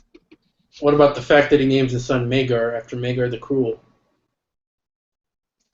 I mean, that should just say it right there. All right, Anne. I think it's time to bring up the fifth suitor theory. Yes, let's bring up the fifth suitor theory. Most of you have heard about it, but it's like one of the really, really, really amazing theories to come out of that book. So it's not from me. No, it's not. And I'm sorry, we did put down a link in the description box for that theory. It's a Reddit link, and I don't know who it originally came from. If you know, let us know in the comments to put like the original theory and give credit where credit's due. But I just put the first Reddit link that I could find. So basically, here we have a tourney with 5 champions fighting: Lionel Baratheon, Leo Tyrell, Tybalt Lannister, Humphrey Harding, and Prince Baelor Targaryen. And when you look at the champions, I'm pretty much reading from Reddit right now. When you look at the names of the champions family and the fact that they fight for a 13-year-old maid, especially the name Harding, that is not as prevalent in the main series coming out, it all of a sudden like someone came up with the idea that it could correspond strongly to Sansa's suitors in A Song of Ice and Fire. So first, Sansa is betrothed. Sorry. It's actually gone. It's actually gone in the same order so far. So there you go. Yeah, Sansa is first betrothed to Joffrey Baratheon, then planned to wed to Willis Tyrell, then married to Tyrion Lannister, then is now being betrothed to Ari Harding. Then so the theory goes on saying that it makes it very likely that Aegon the Fourth Targaryen, or maybe Jon Targaryen. No. Oh no! Don't bring incest like the Stark incest. That's not incest. That's cousins. Yeah. Okay. That's like Tywin and Joanna. Okay. Well, the original theory, did not bring up Jon, but said that it makes it very likely that in the next book or the one after that, I think the next book, but that Sansa might be married, betrothed, courted by Aegon the Fourth Targaryen or young Griff. So again, if you want to read more about it, more evidence, it's a really well thought out theory, like regarded as fairly likely by most members of the community. Again, a theory is only a theory. The link, as always, in the description box. Or perhaps Tyrion is outed as a secret Targaryen and they get back together, which would also complete the cycle.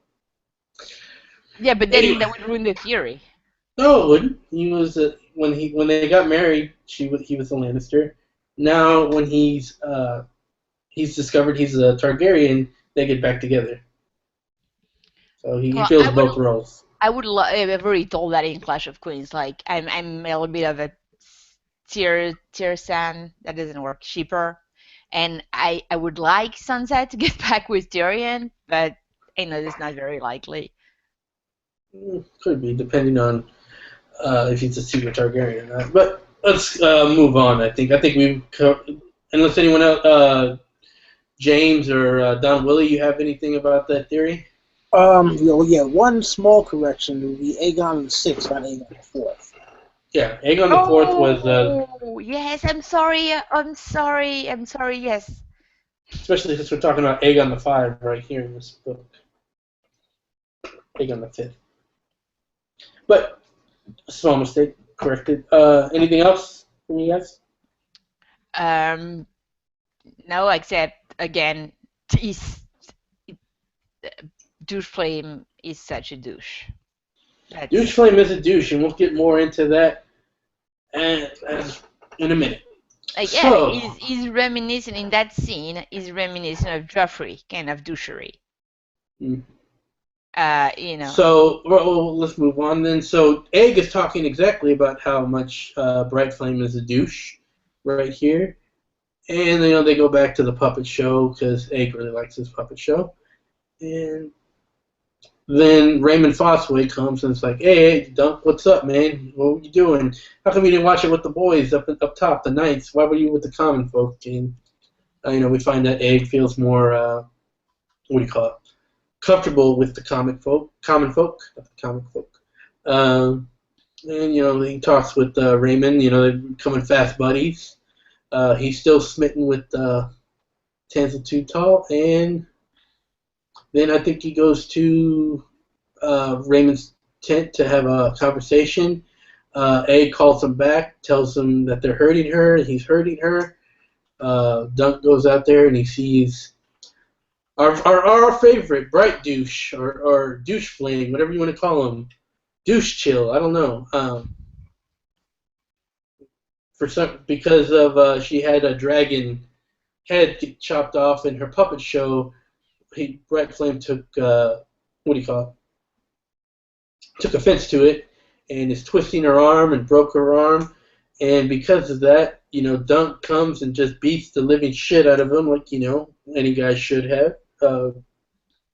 Kicks his teeth in, kicks him on the ground, smashes his hand, kicks his foot, and you see the Targaryen guards come and restrain Dunk, and looks like they're about to take his life or something. They're about to do whatever Aerion Brightflame says to do. And Egg comes and stops it all and says, hey, no, back off or you'll answer my uncle and father, and he reveals himself as Aegon the Fifth Targaryen. And I don't know, did y'all want to talk about that, or did you want to move on or cover his time in prison or before, or you want to take a break there, or should I keep going? No, break there. I think that's like the breaking point of the Let's book. take a break there, and then we'll let Anne go. Oh, me first. Okay. That's an amazing scene. Like we don't get that much like first-hand action like from like the guy who's just like in the middle of it. Like there's that scene, and then there's when he's in the tourney later on, where it's really it's really remarkably written. how like we really like it's really as if the reader was fighting himself or herself. Like that's really really well written. I mean, I don't know really how much I can analyze there. Again, you know, bright douche. That's amazing. I mean, that's not amazing. That's horrible. Um, Make up your mind. and yeah, I mean, yeah, like I was saying, I'm sorry, I thought that had already been covered. That um, yeah, it was no mishaps. Egg said, mouth trembling. Aryan meant to do it. You saw. And then there, Bright Flame says, "You've loosened one of my teeth," he complained, "so I'll start by breaking all of yours." And then he says, "Why did you throw your life away for this whore?" Tensa was curled up on the ground, cradling her maimed hand. He gave her a shove with the toe of his boots. "Scarcely worth it, a traitor. A dragon ought never lose." And I think, isn't there a scene? Okay, isn't there something in the books? Yeah, I think it's Cersei that hears about. I can't remember if it's a puppet show or a murmur show. I'm sorry again, shocking lack of knowledge as I think usual. it's a mummer But show. yeah, she hears about that from Qyburn, and she's all like, "What, the lion? Oh, they made the lion ridiculous. They made the lion lose. Like, let's burn them all." You know. So I love Yeah. how George reuses like those little things to make to draw parallel between characters. So that's that. Someone who I think someone who is not capable of understanding the difference between reality and fiction shows some deep, deep, deep, deep, deep uh, like mental problem. Yeah. Good stuff there. And what about you, James? What do you think? I know you think he's a douche. How much did you enjoy Yeah. him getting his ass whooped? I mean, yeah, I mean, Aerion Bright Flame once again showing his ridiculousness. I mean, okay, you go break a woman's fingers just because a dragon dies in a puppet show. That like I said, like what Dan was saying with Baratheon, or with not Baratheon, Lannister. with Joffrey, yeah, with Joffrey. I could see, well, I could see it both ways. I could see if like a lion was killed in a puppet show or a stag was killed in a puppet show, that he would do the same sort of thing. So, yeah, Dunk, I love, obviously, perhaps rationally, it wasn't the best thing to do, but it did, it was chivalrous. It earned the respect of the common folk because it realized that he was in the right and douche ass was in the wrong, and yeah, it was a great scene, and of course the Aegon reveal. Obviously, the second time, obviously, I read it, I realized that who he was. But the first time, it was a good reveal, and even though you knew that there was something up with them, but yeah, it was definitely. I loved the whole scene as a whole. Great scene, and screw douche flame. Oh, douche star. That's another douche. But yeah, douche flame is actually he's even a bigger douche. So, Don Willie, what do you have to say about this douche chill? All right, so yeah, this whole thing was interesting because you have Raymond Fossaway and Dunk, and they're just chatting it up real quick, and Dunk is still trying to figure out now, even though I'm certified as a knight, I'm still, I'm in the tournament now.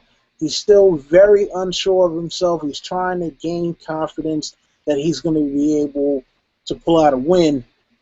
And then when Egg comes up and it's like, oh, they're hurting her. You got to go in and save the puppeteer. Raymond is telling him like, yo, listen, just remember, that's one of the princes, man. Don't get too out of line. And he just runs up. He sees him. He's pushing the guards away. Like basically tossing them around like rag dolls. He goes, um, he pops the prince. I mean, but he was there for a second, looking at first because he's trying to figure out, okay, what's going on, and finally, when he sees that Aerion's taking it too far over a damn puppet show, then he's like, I have to act. I'm supposed to be a knight. I have to do what a knight is supposed to do. And the reveal of Egg after all of this, once he's hemmed up by the guards, and Aerion is like, all right, well, you loosened one of my teeth, and for that, first, I'm going to knock out all your teeth, and then I'm going to kill you. And so when Egg comes up, he's still like, dude, no, what are you doing here?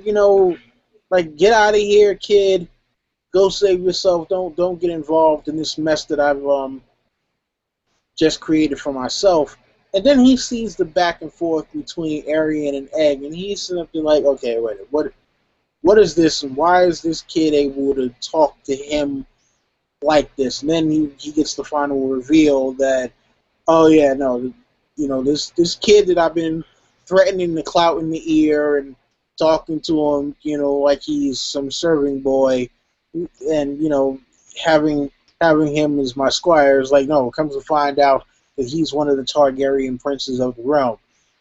And I'm pretty sure, I mean, they didn't get too deep into it, but I'm pretty sure he had to have been thinking, oh, I'm double fucked right now.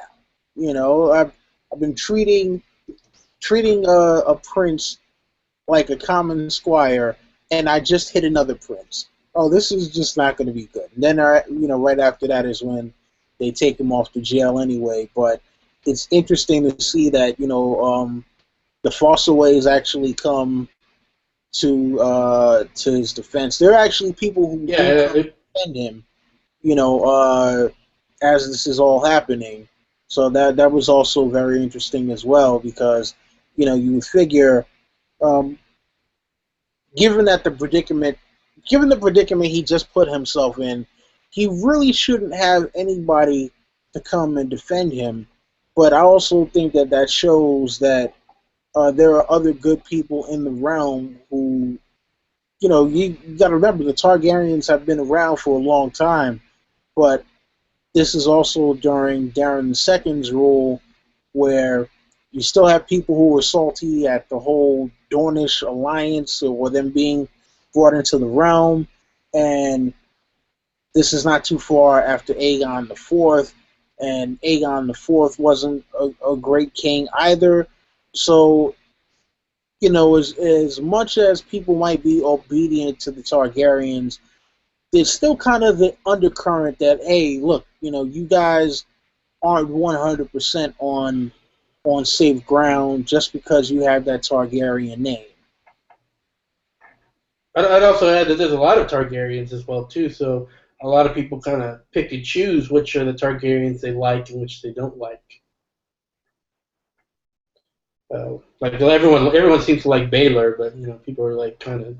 I think they all know that Arion's a douche, stuff like that. And here's a good picture of I think Don really mentioned that the Fossaways backed him up. Here's a good picture right here. You see Egg pointing his finger, and it has all the Fossaways backing him up. So. Yeah, and it's like Egg is so ballsy at that point. Like, I like it. It's not smart what he did necessarily, but like to just barge in when he has his older brother being so incredibly angry at him, like, to protect Dunk, to protect the innocent, it really shows some really, really good fiber, like something really, really good inside of him, which, yeah. I was going to say I think he's got a lot of Arya in him. I really do. Yeah. I agree. He's got spunk. Kid's got spunk. Arya's got spunk too. But yeah, I mean, you So, almost wonder where it comes from because he doesn't. I mean, like his dad. We see that later, but as a very fixed idea of class system. So do his brothers. We don't really. I mean, like we don't really hear about his sisters. But like, how come well, his we know his sister tried to give him a what do you call it? A love potion. You know, that's really all we know about his sisters. really? Oh my God, I missed that from the World of Ice and Fire. I need to Yeah, read the that, book. it's implied that Aegon was betrothed to his young because it's the three boys that are Aerion, Aemon, and Daeron that are the oldest, and then there's Rhea, who is after that. Then it's Yeah, Egg, then it's Delia, Bella. Yeah, and and then I think and Egg and Delia were probably betrothed, and Delia I gave. think it's Della, Egg. I'm sorry, I'm looking at the family tree right I, now. I So think it's Delia's the youngest. no, it's Ray, the youngest. It's Eamon, Della, Egan, Ray. Oh, okay. Well, okay. So, anyways, well, then I guess apparently Della and Egg were probably betrothed for some, and Della gave Aegon a love potion so he would fall in love with Rey instead, because she probably wanted to marry someone else other than Egg. That's really all we know about her, though. But as we know, Egg ended up marrying Beth Blackwood, so we don't know what changed that. So, but yeah, that's all we know about his sisters. So, can we? I guess should we move on? Yes. Okay. So we find Dunk in Oh, the. okay. Sorry, I'm sorry. So we find Dunk in the cell at Ashford. Reflecting about everything that happened, how he's as thick as a castle wall. He can't believe he missed that. Um, thinking about Art Pennytree again. Then he gets a visit from Egg, who's got some of his hair grown out, and he's starting to see the silver. They bring him some food and tell him that Baelor wants to meet with him. So Baelor meets with him and basically tells him about, pretty much breaks down his situation and asks him, well, how good of a knight are you? Because this is what's been accused of you. You've been accused of attacking, Prince Aerion, and you've also been accused of stealing egg from Daeron. And as we both know, we the readers know that they're lies. He tells, very lawful guy. Like I'm telling you, he's very much like Stannis, but with compassion and better, smarter and logic. Like if you imagine a nice guy version of Stannis, that's what Baelor reminds me of. And he's telling him the laws. He's telling him, well, this is what your options are. You have a chance. You have the right to challenge him. And he's like, well, so how good of a knight are you? How good of a fighter are you? Can you defend yourself? And do y'all want to break there, or do you want to go on forward to where we find out what exactly he's going to be defending himself about? I think we should find out what it is if he's going to be defending himself. Okay. So he goes to the castle, tells that he wants to trial by combat. He wants to defend himself trial by combat. Douche Flame or Bright Douche says, well, it should be a trial by 7 so me and my brother can get on. But really, truthfully, we know that the reason he's doing that because he knows he knows Dunk will have a tough time of getting 6 other knights, and he would win by default. They explain the rules of what a trial by 7 is. Dunk thinks, well, fuck. I might as well ask him to get 6 other men. Might as well have tried to get me 6,000. We find out that he goes back to the Fossway tent, and Fossway offers to help him and tells him who he's going to be up against. He's going to be up against the 3 Kings Guard plus Aerion plus Daeron plus Maekar, 6 there, and then the mystery 7th partner. Stefan Fossway tells him he'll fight for him, and he mentions some names that he can get, like Leo Longdithin and the Laughing Storm, the Lannisters. Mentions several names and says he'll help Duncan try and get the help he needs to get the other guys to come on the side. Raymond kind of warns him like, you're probably gonna want to try. My cousin is not too dependable. You probably want to try and get some guys in yourself. And then Daeron comes and tells him, yeah, I had to tell that lie to fix myself. Tells him that he will fall down and give up as long as you knock him out and withdraw his accusation, but he has to take out Aerion.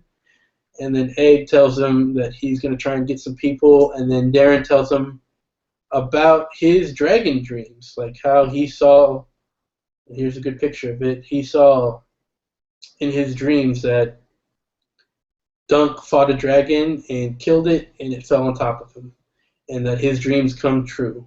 And I think that's where we should break. So we talked about a lot there, so let's, who wants to go first? Looks like Ann making movements. You know what? I'll take this one. Take it, Dominic. So yeah, this one was a pretty cool thing because we see Dunk, thinking to himself all this time, like, how in the world could I have missed that this kid was one of the royals? I mean, it's like, well, how could he not miss it, though? He's not in any kind of position where he should be able to figure out that this kid is some Targaryen prince. I mean, he doesn't have any of the trademark features other than the eyes. And as we've seen plenty of times throughout the story, a lot of times if you, take away the hair from a Targaryen, or if you dye the hair or something like that, then, sometimes people just aren't able to recognize it because they don't even really look at the eyes too much. So that was a thing there where it's like Dunk was being a little hard on himself, harder than he should have been. And just when Egg comes into the town, it's kind of like, hey, look, I'm sorry for lying to you, but my brother is kind of a dick, and I wanted to see the tourney at least, even if I couldn't participate. I wanted to do something, and he was like, that was the reason why I lied to you, so you would take me on as your squire. Like, I didn't know that any of this was gonna happen. Well, he was like, hey, don't worry, I talked to my uncle. Everything should be okay, kind of, sort of. So when he actually goes to see Baelor, and Baelor is kind of giving him the rundown of, what he's being charged with, he's really kind of shocked at, for one, that he could possibly lose his life, but then two, that Daeron has now accused him of kidnapping Egg. And that's the thing, he's really like, oh, come on, man. Really, I already got this whole thing hanging over my head about punching and kicking Aerion, and now I got another one here who's straight up lying on me. And, it was a real interesting thing that Baelor decided to tell Dunk that he had the option of trial by combat. Because he didn't have to tell him that at all. But I think he realized how, he realized that Aerion and also Daeron were both assholes. And so he's like, look, I want to give this dude a fighting chance, at least, because if it just comes down to a regular trial, he's going to be guilty. But at least if he has a trial by combat, he can beat one of them into submission, and then, he can have them recant their stories. But then when the whole thing of the trial by 7 comes up, it seemed pretty interesting when they were explaining the rules of the whole thing, and Dunk has no idea what a trial by 7 is, and Makar is kind of, like, hey, nah, listen, no, don't play stupid, like, as if he should already know what a trial by seven is. But I think, Well, they do mention that it's ancient, that it's an ancient custom from that it hasn't been really used in Westeros, but it was used from it's something the Andals brought over. yeah, I mean, listen, I that part I understand, but it kind of seemed like Makar really, as if Makar really was like, oh well, yeah, well, because remember he told him let's not try to play dumb here. Like, No. like he should know what's expected out of this whole thing. And Dunk is a dude from Flea Bottom. He has no formal education or anything, so he's sitting there like, what am I supposed to? Like, am I supposed to fight seven people by myself and then figure it out? It's like, no, idiot, go. You got to go get six other people to help you fight. And so this is why I don't think Makar is very much like Stannis. He's acting like a total irrational douche here. Well, no, listen, I don't think he's being irrational. Look, he loves his kids, right? He loves his kids, and he's standing on his I am royal, I have the moral high ground just based off of that fact. So for him, it's more of, okay, well, I'm trying to figure out now how do I preserve my son's honor. Well, I mean, I get that, but that also, love and stuff. Those lead to irrational actions, irrational feelings. So that's why I'm saying he's being an irrational douche. I see the reason why he's doing it, but it doesn't make it any less irrational. Interesting. But yeah, I would, just the whole thing after that when he goes to Stefan Fossaway, and at this point you're still, not figuring that that Stefan is going to pull the bullshit that he pulls on him later. He's like, oh, listen, dude, I saw everything that happened, man, and yeah, Aerion is an asshole. Oh, and you know what? I know there's other people who don't like him either, so I'm going to go gather up these people and, let them bring on whoever they're going to bring on. We're going to all fight. We're going to win this, and you'll be clear. Everything's all good. I got your back. And yeah, he's right now he's the real American Hulk Hogan. That's what Stephen Fossaway is at this moment. Yeah, we'll get to what he turns into in a little bit, but right now he's the real American Hulk Hogan. All right, James or Ann? I mean, I don't have much to add. I mean, we see once again Baelor, Breakspear.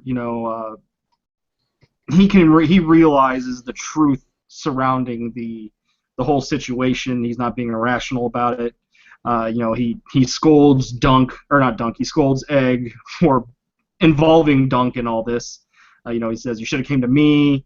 You shouldn't have even offered to be his squire in the first place. You should have just stuck with Daeron, and you guys should have came to the tournament like you were supposed to. But yeah, he tells him, you did strike a prince.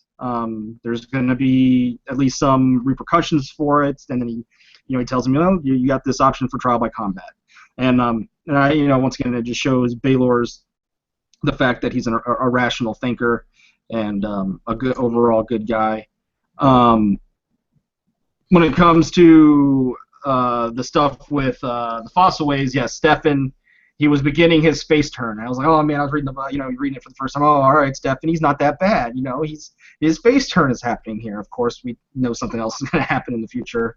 And then yeah, Daeron. Once again, we kind of see Daeron here how he's kind of obviously he's actually at this point he's not drunk, and we see the effects of his addiction. His eyes are bloodshot. He wants to drink. But he tells Dunk about his dragon dreams, and this particular one we know what it ends up meaning. Obviously Dunk didn't actually slay the dragon himself, but because of him the dragon was slain. It's very interesting, and of course we see into his character. We see that he told his dad that Dunk ran off with Egg to save some of his own honor, which is obviously not a cool thing to do. But he does say he knows that Dunk is innocent, and he knows that that when the time comes, he will lay down arms, he will yield right away. It shows that he's kind of whatever, but at least it shows that he's at least good with his intentions towards Dunk at this point. Yeah, he lied, but yeah. So aside from that, I don't have much to add. I have a question. I'm sorry if it's horrible and you've mentioned it, and that was at the point when I was talking to the chat, but Bright Flame, saying I want to trial by 7, and his little interaction with Daeron. I don't know if What about it? Well, I just said that it was bullshit, but that's yeah, but no, it's bullshit. But is there any way, do you think, Bright Flame is second in line, although we know Makar sort of want to put Daeron aside because Daeron's a drunkard, do you think it would have been a tense for an unfortunate accident to happen to, his elder brother? That's a good point. I didn't even think about it, but that would not surprise me one bit. I think you might be onto something there. Yeah, but I mean, it's kind of hard to say because at this time, Makar is so far down the line. I mean, what does it matter at this point? I think Makar himself is probably like 6 or 7 down the line. So, he's got you have Baelor ahead of him. You got I think Baelor's got 2 or 3 sons that are ahead of him. I think there's even an in-between brother, or no, 2 in-between brothers. Yeah. In between Baelor and Makar. So I mean, Makar getting for Makar even inheriting anything is a real long shot. So I mean, no, Regal is a girl, right? That's the guy. That's the simpleton. No, Regal wasn't Regal the one who used to dance naked in the the Red Keep. Yeah. Yeah, no, I mean, I know. I'm just thinking, it was just, it was more the way he's phrasing it. And maybe, it's better, even if you're down the line, it's better to be the eldest son down the line than the second son. But I don't know, there's something so,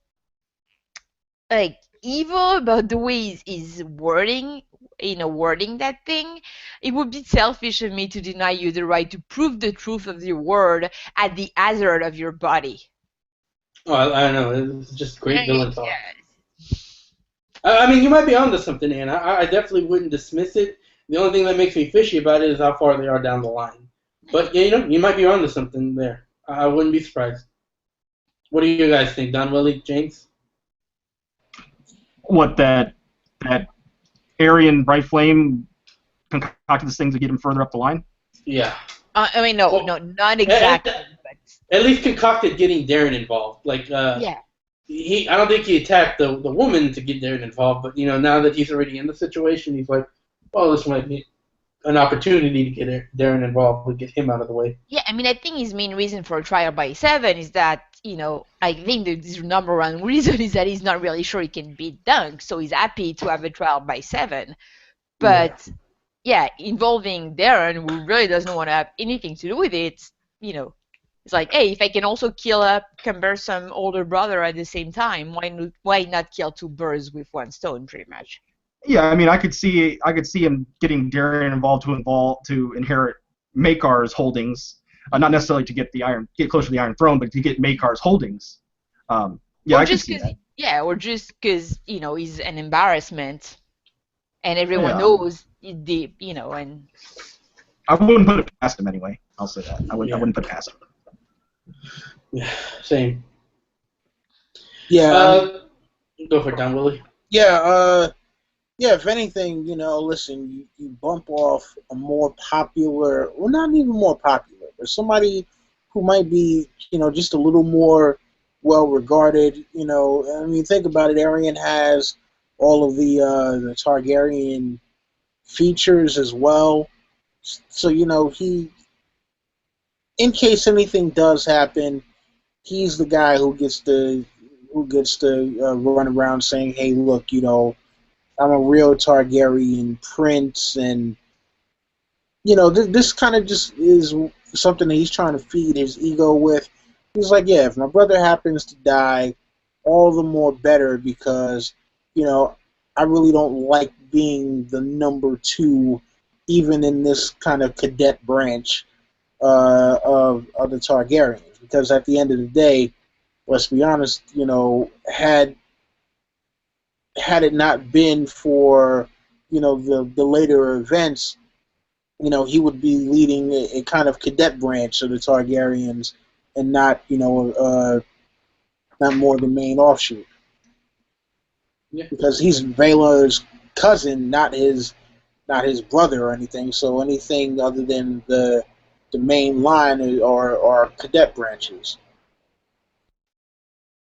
True. So a question I wanted to ask you guys: Daeron's dreams. It's obviously he is a dreamer of the level of almost Bran, maybe a Jojen level. What do you guys think about where do you think this power comes from to have these kind of dreams? Do you think it's a Targaryen trait? Because I mean, this trait seems to go across originally I used to think, well, this is the First Men trait, but Targaryens are having this trait too. I'm wondering, what is the significance of a guy being able to dream so accurately? What do you guys think? Anything on that? I mean, I think I don't know if it's a thing of I think it runs in the blood. Like we see the Targaryen being like a super incestuous pure blood line. I think a little bit the same thing with the first men. They're not inbred as the Targs, obviously, but they tend to intermarry, stay in the north, not marry with the Andals too much. So I think like it's something of a bloodline, but we see a lot of Targs. I think that dragon dreams. So That what is, connect? I was going to say, sorry. what connection do you see between the Targaryens and the First Men that they both seem to have this ability? I don't think there needs to be like a connection, like a blood connection between them. Like I think, sorry for like quoting almost every time I'm on the camera that stupid quote, but like the land is one. I think like they're all over the place. I think, if we heard about people from Yiti, we would have dreamers coming from Yiti also. Like I think there's that ability to see the future in a lot of bloodlines throughout Planetos. Okay. Yeah, that's a good thought there. What do you think, Don Willie, James? Do you have any thoughts there at all? Well, yeah. Listen, remember, Daeron. Daeron is also part Dornish, and some of the Dornish are of First Men descent. But also we've seen with Daenerys the Dreamer that Targaryens can have that trait as well. So I mean, yeah, it's one of those things where magic kind of populates certain families, and just even the Targaryens having dragons, period, puts them in kind of a different class of human than most other people in Westeros, because most other people in Westeros couldn't even have dragons. So yeah, it's just probably one of those things where somewhere along the line, one in 100 Targaryens has these kind of prophetic dreams, and he's the one for this particular generation, anyway. Okay. I mean, yeah. Normally, I would just say Bloodraven, but I guess in this timeline, I can't go there yet. There was Bloodraven has First Men blood in him. Yeah. Yeah, but no, I was just making a joke. But But there was actually in term, that's a Dish Murphy question. That do we think Targs have a gift of prophecy, or is there something influencing their dreams, i.e., Bloodraven? So something in their blood, or something like glass candling their minds. Maybe the Maesters at this point, because Bloodraven, he's still doing Bloodraven stuff. He's still hanging around King's Landing, I think, or in the Blackwoods. I'm not sure exactly where he is at this point. He's not. I think he is the Master of Spies, maybe at this point. So I don't think he's sending anyone any dreams, but maybe Is he the something's going hand on in the already? Citadel. No, he's not the hand. Baylor's the hand. Oh yeah, that's true. Baelor's the end, and then it's gonna be Aerys's hand, right? Yeah, he's Eris's hand. Like he's not even Eris's first hand, I don't think either. Um, but I mean, yeah, we see so Daenerys the Dreamer happens way before Blood Raven.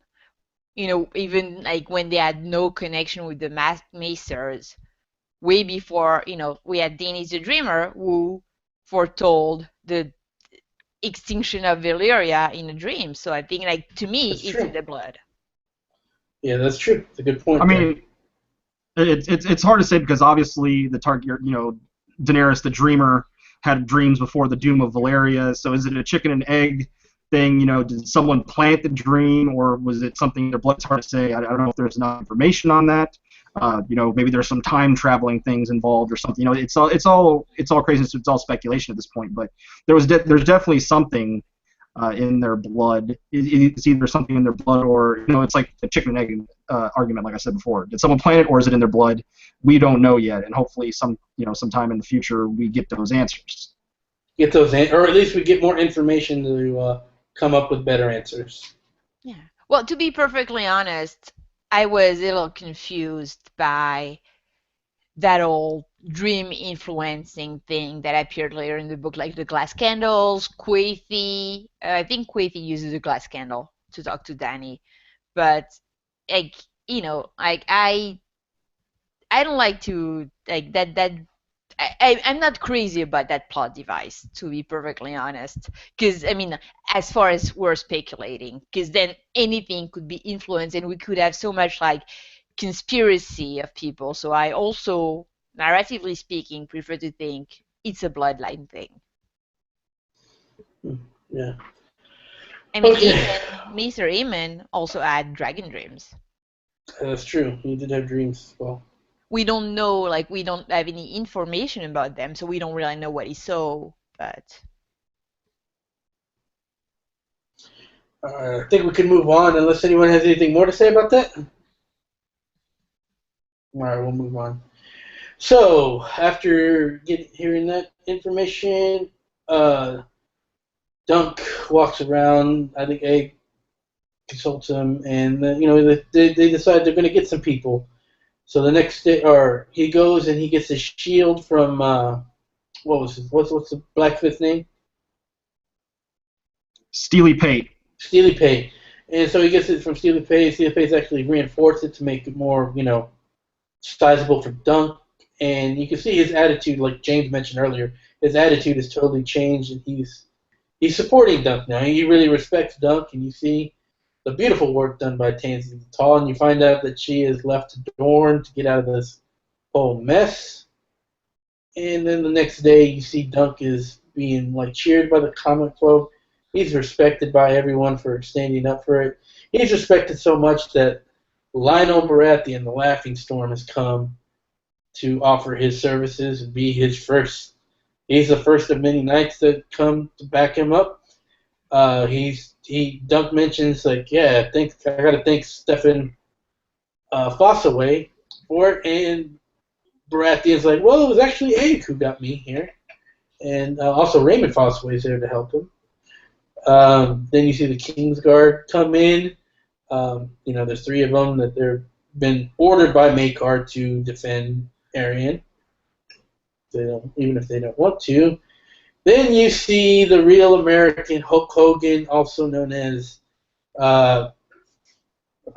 Stephen Fossaway, and we're like, Hulk Hogan, Stephen Fossaway, he's in the building, he's come, he's gonna bring all the guys to help Dunk, but then we find out he's the third man. He has switched sides. He has turned heel.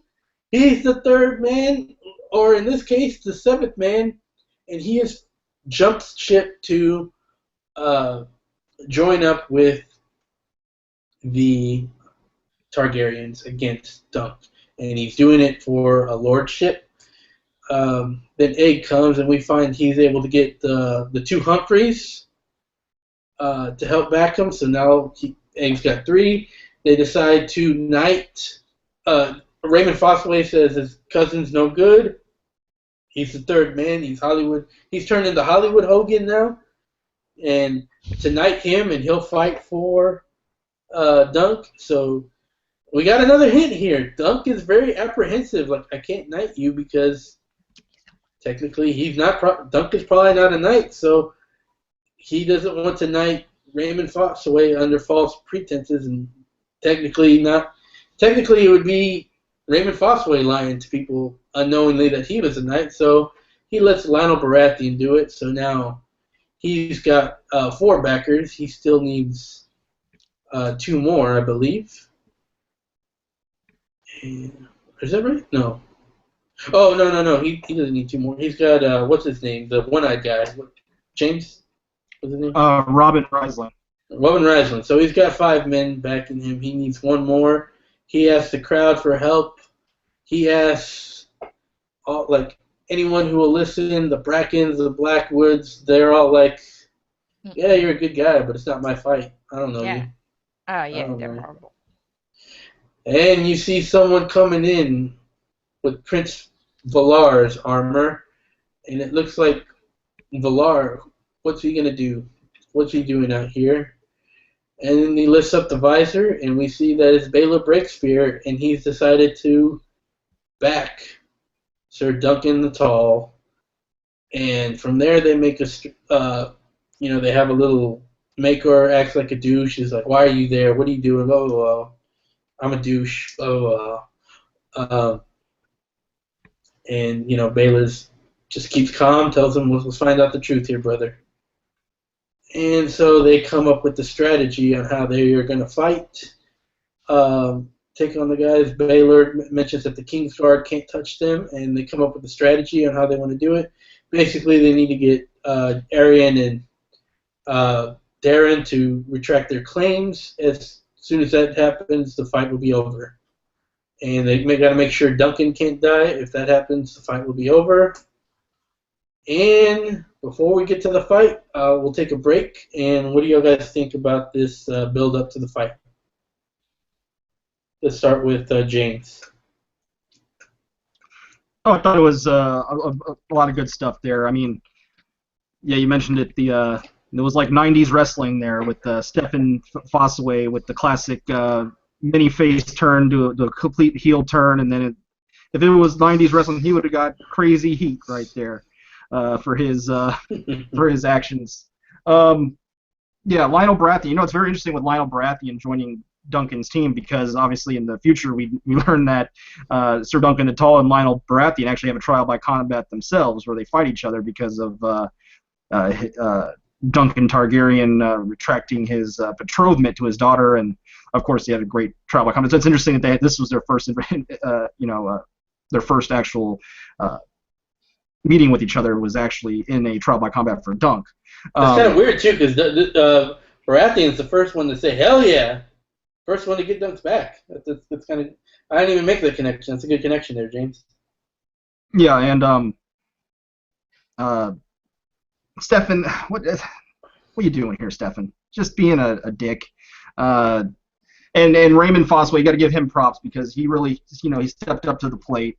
He was willing, he made a good friend. He made a friend here in Dunk, and he really wanted to, uphold what he truly believed was right. And I like the line here. I have it. He's, Dunk says he doesn't want to do it. Lionel Baratheon's like the lad. He's telling the truth. Do it, Sir Duncan. Any knight can make a knight. And then Raymond says, "Do you doubt my courage?" And it's interesting because earlier in the book, you probably would have said yes because Raymond was a little skeevy. Maybe not the bravest of persons, but now.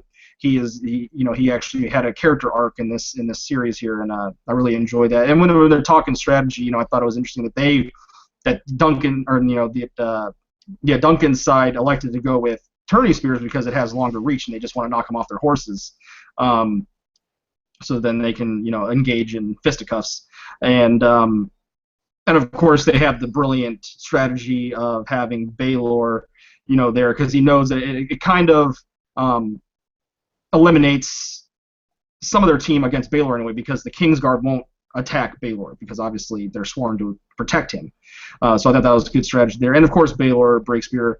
How many hands of the Kings would risk their life for a hedge knight, just doing what he thought was right in his mind. So once again, speaks to the character of Baelor Breakspear, and I enjoyed that whole scene.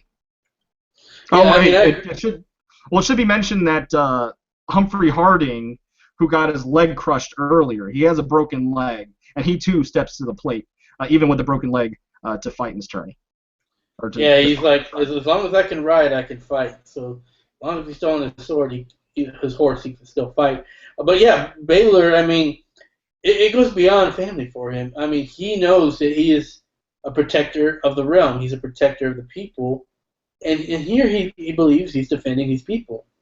The common folk are still his people, and that's one thing that's so great about Baelor. I do like that they decide they're using tourney lances, right, while the other team's using war lances because they can knock them off their horses faster with tourney lances, which we see that played again in a later event. But correct me if I'm wrong. That was kind of a cool strategy there, where war lances are meant to like more kill you, or tourney lances are meant to knock you off your horse. Yeah, that is correct. War lances are, I believe, 8 feet, and tourney lances are 11 feet. So, just that 3-foot advantage was supposed to help him out. But it was like, remember, if you're going to go after him, you can't do this Go for the shield. Yeah. It's like in a tourney, you go for the shield. It was like, this is not a tourney right now. This is the real thing. Yeah, this whole thing was kind of cool because you have,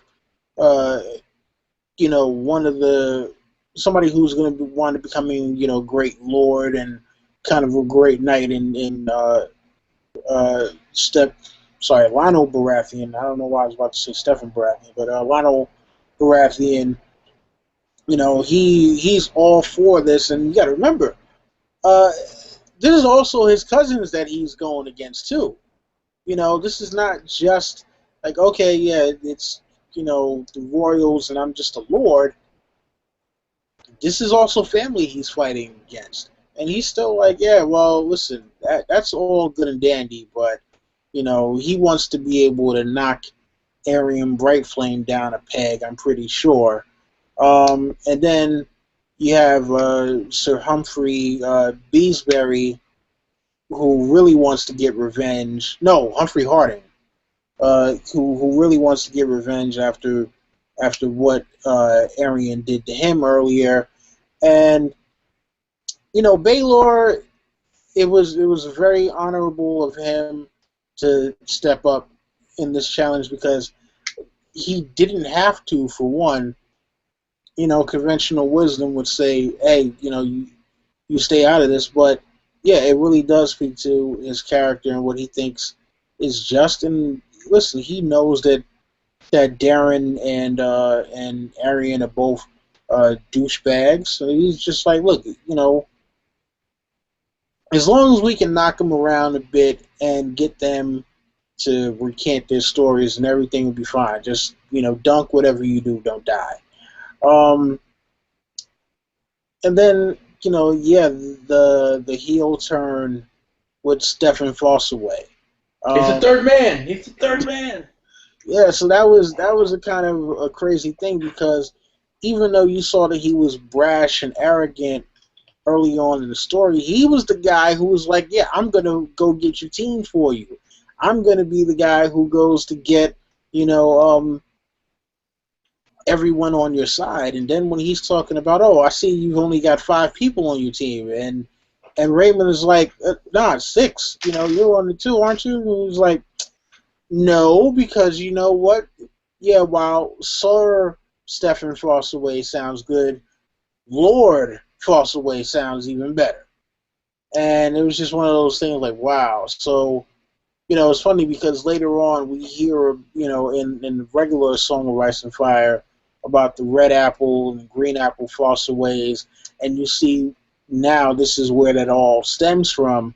And even in the modern story, those two branches of the Fossaways don't necessarily get along. It's like they fight on each other's side when they have to, but it still seems as though there's tension between the two, and now after reading this, you know where the tension actually comes from.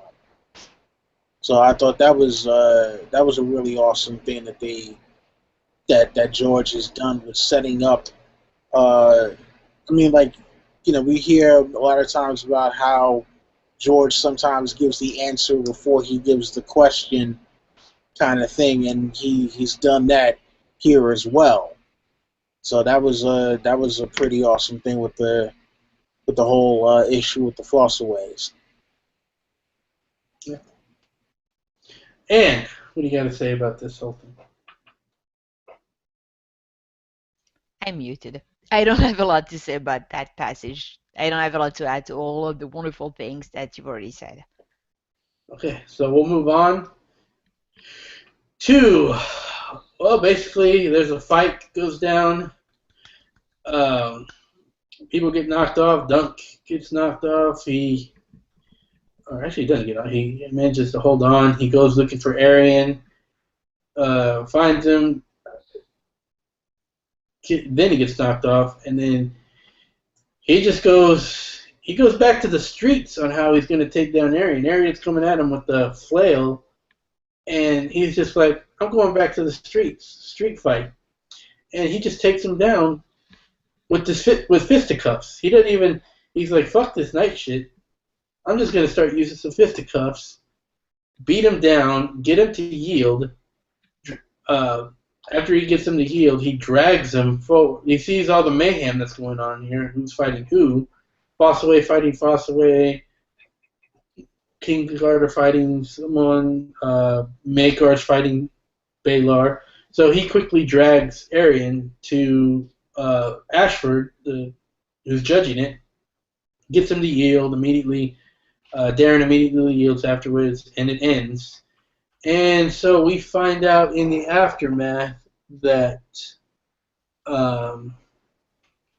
who died? James, who died again from Dunk's side? Both Humphreys died.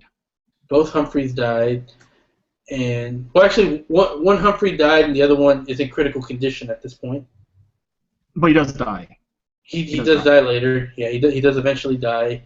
We see Baelor come back, and he is a bit out of it, and he's bleeding.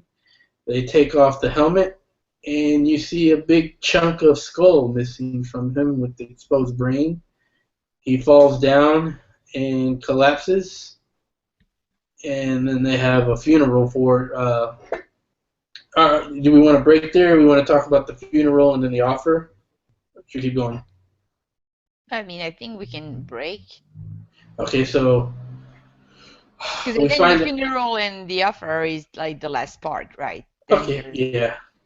So we'll break it where Baelor collapses. So, and what do you got to say about the ending of the fight here? The fight and the ending of it. Well, first, like one thing is that you don't really get in the visual in the graphic novel, because you see everything that's happening. It's like, for those of you, I know some of you have not read, are watching us, but have not read the novella. It's like, so there's that whole thing you can see in the pictures. I mean, I think maybe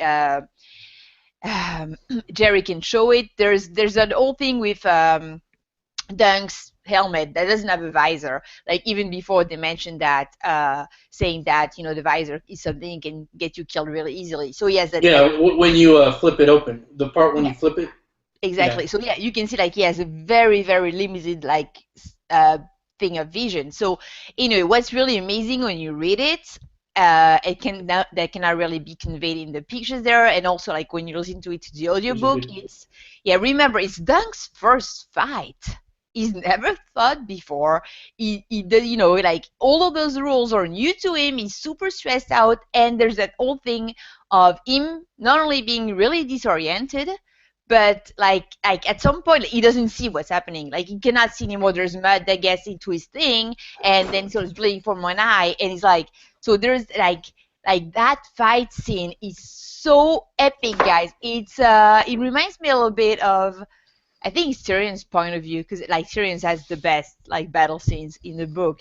Also another guy who's not really used to fighting, and we get like sort of like disoriented when he talks about like the fight with things happening everywhere at Blackwater.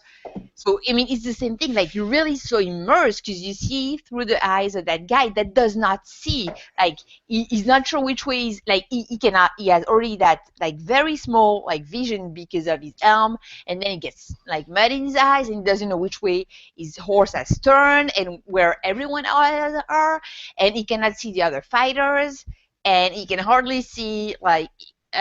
His foe, because like Bright Flame is going straight for him, but he cannot at some point, like he's like, oh, where is he, like I cannot locate him. So he's just amazing. It's just amazing. I think that's one reason why, I mean, he reverts back to street fight. It's just because that's his first fight. That's the only thing he's ever practiced fighting style wise. It's street fight, and that one, like combat fight, you don't really need to have the greatest vision. So that's actually like a very smart move, because in the situation, knowing that he couldn't really see, trying to sword fight would not have been efficient. Plus, I think he's lost his sword, if I'm not mistaken, at some point, but it would have been efficient. So like that's a really, really smart. I don't think he thought it through, but that fighting move to like just be okay, let's go hand to hand, and as long as I hold my opponent, like I can locate him, because my restricted vision is going to be really impairing me for that combat. He was like Rocky in Rocky 5, taking on Tommy Gunn. Yeah. Go back to the streets. Exactly. All right, Don Willie. Or James, whichever. I really like this part. We get to see the melee, and we get to see Dunk's thoughts in the heat of battle. Obviously, it did look pretty grim for him a little bit after he caught the lance inside, but ultimately he was able to keep his wits about him. And then, once he was like, hey, look, these knights are all about their rules and everything. But I'm gonna go back to the way I know how to do it best, and that was the thing that was really interesting about him was, while these guys are like, okay, they're probably thinking parry, lunge, thrust, block, etc. He's just like, forget about all of that. Let me just pound this dude into submission. I am going to get him to submit and retract his accusation. And at first, Aerion was really like, once he realized he was defeated, he was like, okay, yeah, I yield. And Doug really had to literally drag him over him, like, no, speak up and talk about, say that again. Tell him that you yield. Tell him that you retract your accusations. And what we saw after the whole thing was over, when they finally get Dunk to wake up and he's like, hey, okay, what happened? Is everybody okay? And he's thinking about what Daeron said about his dream, and he's like, well, nobody's dead, are they? None of the Targaryens are dead, are they? And he's like, nah, they're all good. And then, the shock when Baelor when they finally take off Baelor's helmet, because Baelor's like, yeah, we did good, and then you see his words start to slur and everything. And he's like, hey, somebody come and help me take off this helmet. And then when he finally gets the helmet off, and the shock and horror from the people in the crowd, because they're the first ones to kind of realize what happened. And then how it describes him touching the back of his head with two fingers, and then looking and seeing the blood, and then that's kind of where he collapses, and he falls on Dunk, and after that Dunk collapses for however long it was that he did. I think he was out for maybe a few hours or a day or something like that, and just that kind of thing. But I know we're gonna get to the funeral later, so I'll let whoever hasn't spoken on this take it over. James. Yeah, obviously this whole fight scene was exhilarating. Yeah, it did look kind of bad for Dunk there. And I just love the fight. When it comes down to it, you could have the greatest training by the greatest master of arms, but when you're standing face to face with a nearly 7 foot behemoth out of Flea Bottom, it doesn't matter because he takes it to him. He uses what he knows, and he just beats the shit out of him. And that's what we all wanted to see. It's Aerion Brightflame. We wanted to see him get the shit beat out of him, and he did. And what did he do? He punked out. He punked out like the punk that he is. And if you polled like 1,000 people that read this book, would they say they liked Aerion Brightflame? I just don't even think it's possible that one person says yes. But yeah, the Baelor stuff was definitely very unfortunate. Obviously, I like Baelor. He's a good character, a good guy. He fought for what he believed in, and we see here the prowess. His Maekor kind of a dick, yeah, but we see the prowess and what kind of warrior he is because he was able to expose a man's skull through armor with one hit with the mace. So we see how strong Maekor is. Unfortunately, the person that was felled was indeed Baelor Brickspear, and the Dragon Dream was fulfilled. Quite unfortunate. Quite unfortunate indeed. Sorry, before we move on. So yeah, to add to that, guys, like I should have known after reading in Game of Thrones, but like when I was not expecting that. Like when I read that scene of Baelor, I cried. Like that was, I don't know, for some reason it's really weird, but I did not cry at Ned's beheading. I cried there. Like that was really really emotional moment for me. And I'm sorry, I'm looking at. If you see me looking down, it's because I'm looking at my laptop for the text and some quotes. But that part where he's still talking, and I'm trying to find the quote that I don't have.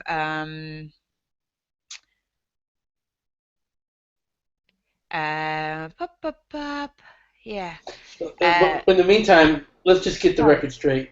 Oh yeah. Baelor is a much better dude than Ned. I'll go out and say it. I agree, but that, like Tinker, it's a good thing she's not watching, because I will argue with Tinker till the lands of always winter that Baelor is a better dude than.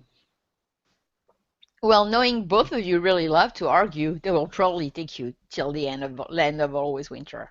Well, maybe we'll do a video on it someday. I don't know. I mean, it's hard to argue against Baelor Brickspear, though. It's hard to argue that Baelor Brickspear wasn't a good guy. So no, like, but that it was better than Ned. He's the best guy. He's a better guy than Ned, in my opinion, by far. Well, not by far, but it's no contest. Yeah, but okay, so I found the quote. The prince moved his head slowly from side to side. Sir Raymond, my helm, if you'd be so kind. Vices cracked, and my fingers feel like wood. At once, your grace. Raymond took the prince's helm in both hands and grunted. Good man paid. A hand? Silly Pate dragged over a mounting stool. It's crushed down at the back, your grace, towards the left side. Smash into the gorget. Good seal this, so to stop such a blow. Brother's mace, most likely, Baelor said thickly. He's strong. He winced. That feels queer. Here it comes. Pate lifted the battered helm away. Gods be good. Oh, gods, oh, gods, oh, gods preserve. Dunk saw something red and wet fall out of the elm. Someone was screaming high and terrible. Against the bleak gray sky swayed a tall, tall prince in black armor with only half a skull. He could see red blood and pale bone beneath something else, something blue and gray and pulpy. A queer, troubled look passed across Baelor Brickspear's face, like a cloud passing before a sun. He raised his hand and touched the back of his head with 2 fingers, oh, so lightly, and then he fell. And I'm sorry, I had to read that passage for you guys because like I was like I could feel all of the emotions like coming back up just reading it because that's amazing.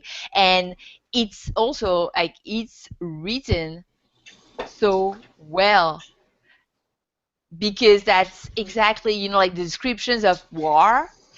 And there's that thing about when you see like when one soldier is like gets a bullet or like his legs explode, there's that like 3 second where he, I'm sorry, I think I'm quoting from Fargo episode 6 that I saw yesterday, but there's that 3 seconds when like the information hasn't gone from his body to his head, so everybody knows he's already dead, but like he doesn't know it yet. And like he captured those 3 seconds so well there, like touching his head ever so lightly, that oh my god, it's just ooh, emotions. Yeah. Yeah, James. Yeah, it was emotional. Oh, I but can see let's, James feeling the emotions. let's go to the aftermath of the emotions. So we move on to the funeral of Baelor, and we have Valor talking to Dunk, wondering why does his father, who could have been the greatest king ever, why does he die in a head, all for a hedge knight's foot in a hand? Why so a hedge knight could live? Why did they take a prince for that? And we see their custom is to burn them, and burn them in a pyre. That's what's done. And then afterwards we have Makor approaching Dunk. And then Makor is like, yeah, well, we're gonna have to live with what happened. Baelor lost his life for you. People are forever gonna say I'm gonna be the one to have taken it. Talks about how they're gonna have to move on with that, and then people were ever gonna, despite what everyone's gonna be reminding them and saying about them. And then he makes him an offer. Says you can join. Egg wants to be a squire for you, and we can make that happen if you become a knight of my house. My master of arms can finish your training, and then Egg can squire under you.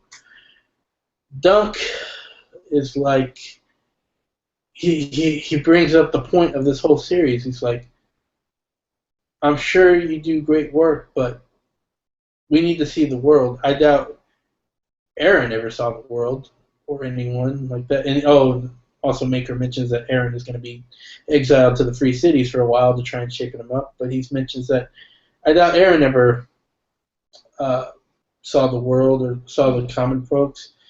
Your son needs to see it too, and that's the only way I'll accept him as my squire is if he goes on journeys with me. I'll ride Thunder, he'll ride Chestnut. And so then we get cut to a scene, and Egg comes up, and apparently Maker is agreed, and they talk about where they're going to go, where their next destination could be, how they can. Dunk lets them know what's up, how it's going to be, squiring for him. They decide that, maybe Dorne might be a good place to go. And our story ends. Bravo, Jerry. So, what did y'all guys think of the ending? And you go first. I go first. Very quick. I'll try to be quick because we want.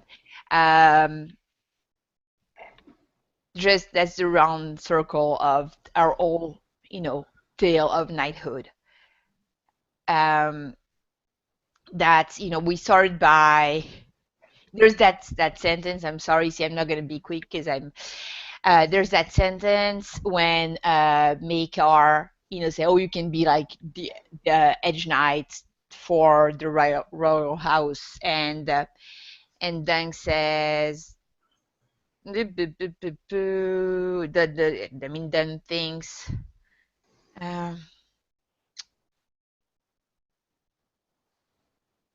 Sorry, of course.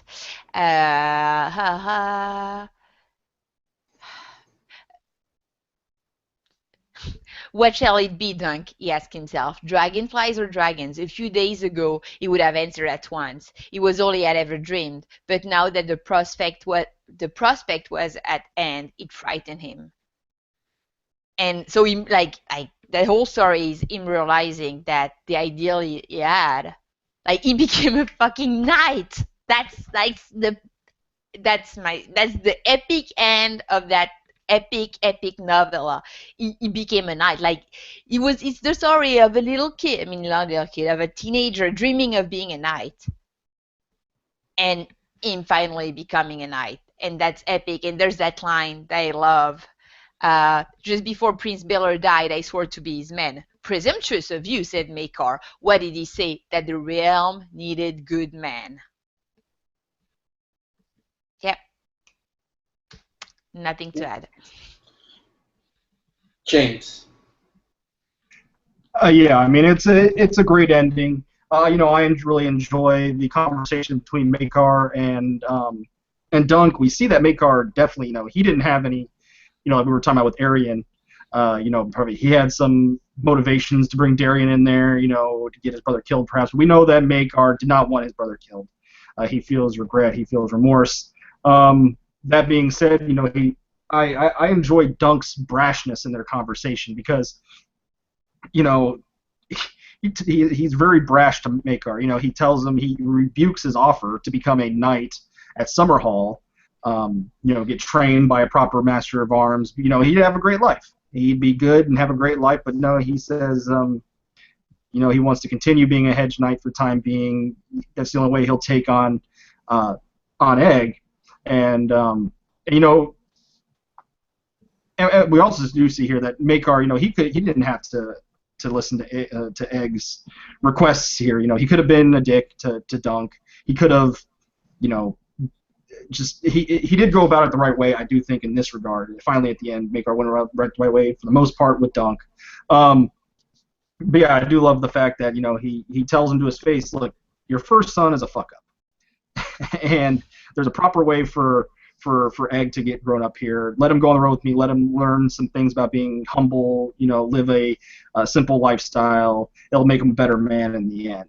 So Dunk, I think, you know, I like that he's grown up himself and he has the foresight to see for Egg's benefit for his future. And I love the last line of the story when, you know, when Egg grins and he says, "I hear they have good puppet shows." This just gave me chills when I read it. And I personally think that the Hedge Knight is one of my favorite things in the whole Song of Ice and Fire canon. I love it to death. I think it's one of the best stories, and I think everybody should read it. So that's all I can say. Yeah, I mean, there's nothing I can add. I basically agree with everything James just said. So, Don Willie, what can you add?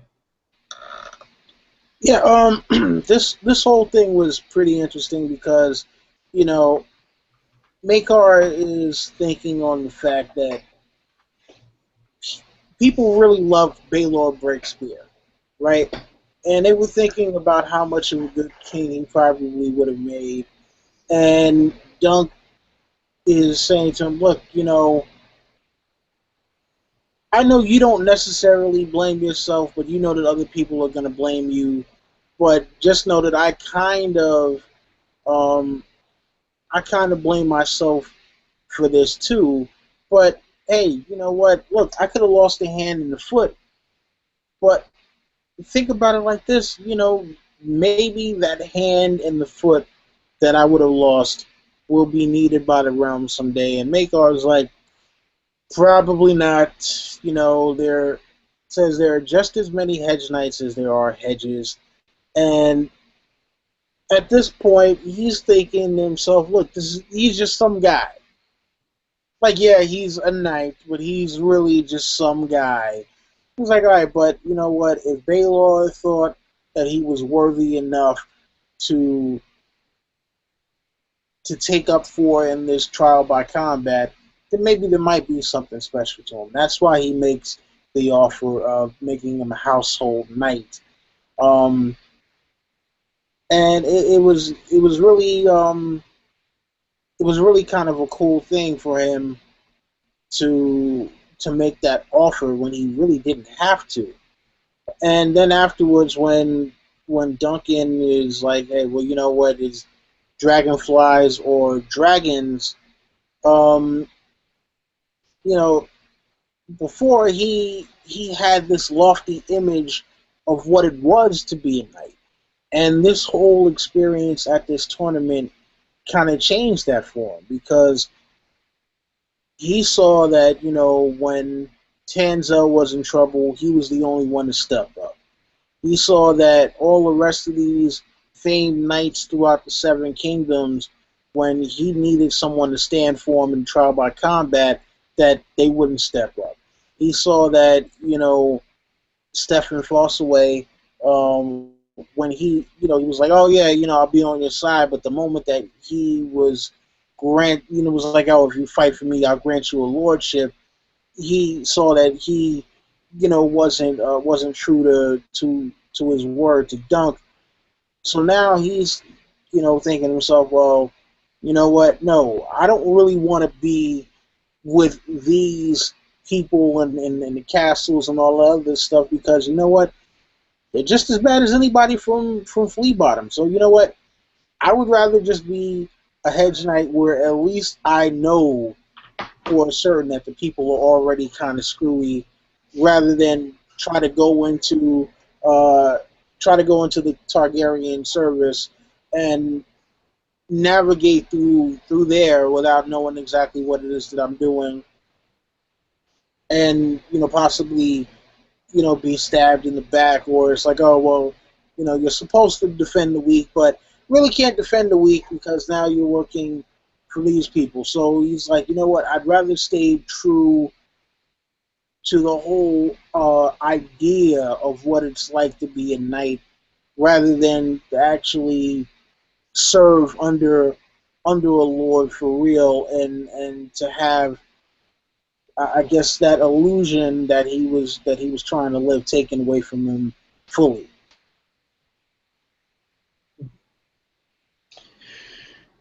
Good stuff there, Don Willie. Yeah, I think I guess one thing I just want to add is this is why Aegon eventually, these lessons that he learns is why he eventually becomes my favorite king. So that's really all I got to say. Is there anything else y'all guys have to say before we sign off? Any final thoughts before we do our sign-offs? The only thing I would have to say is, like, I am so glad that this story actually got written. It's such a break from the regular Song of Ice and Fire uh, series.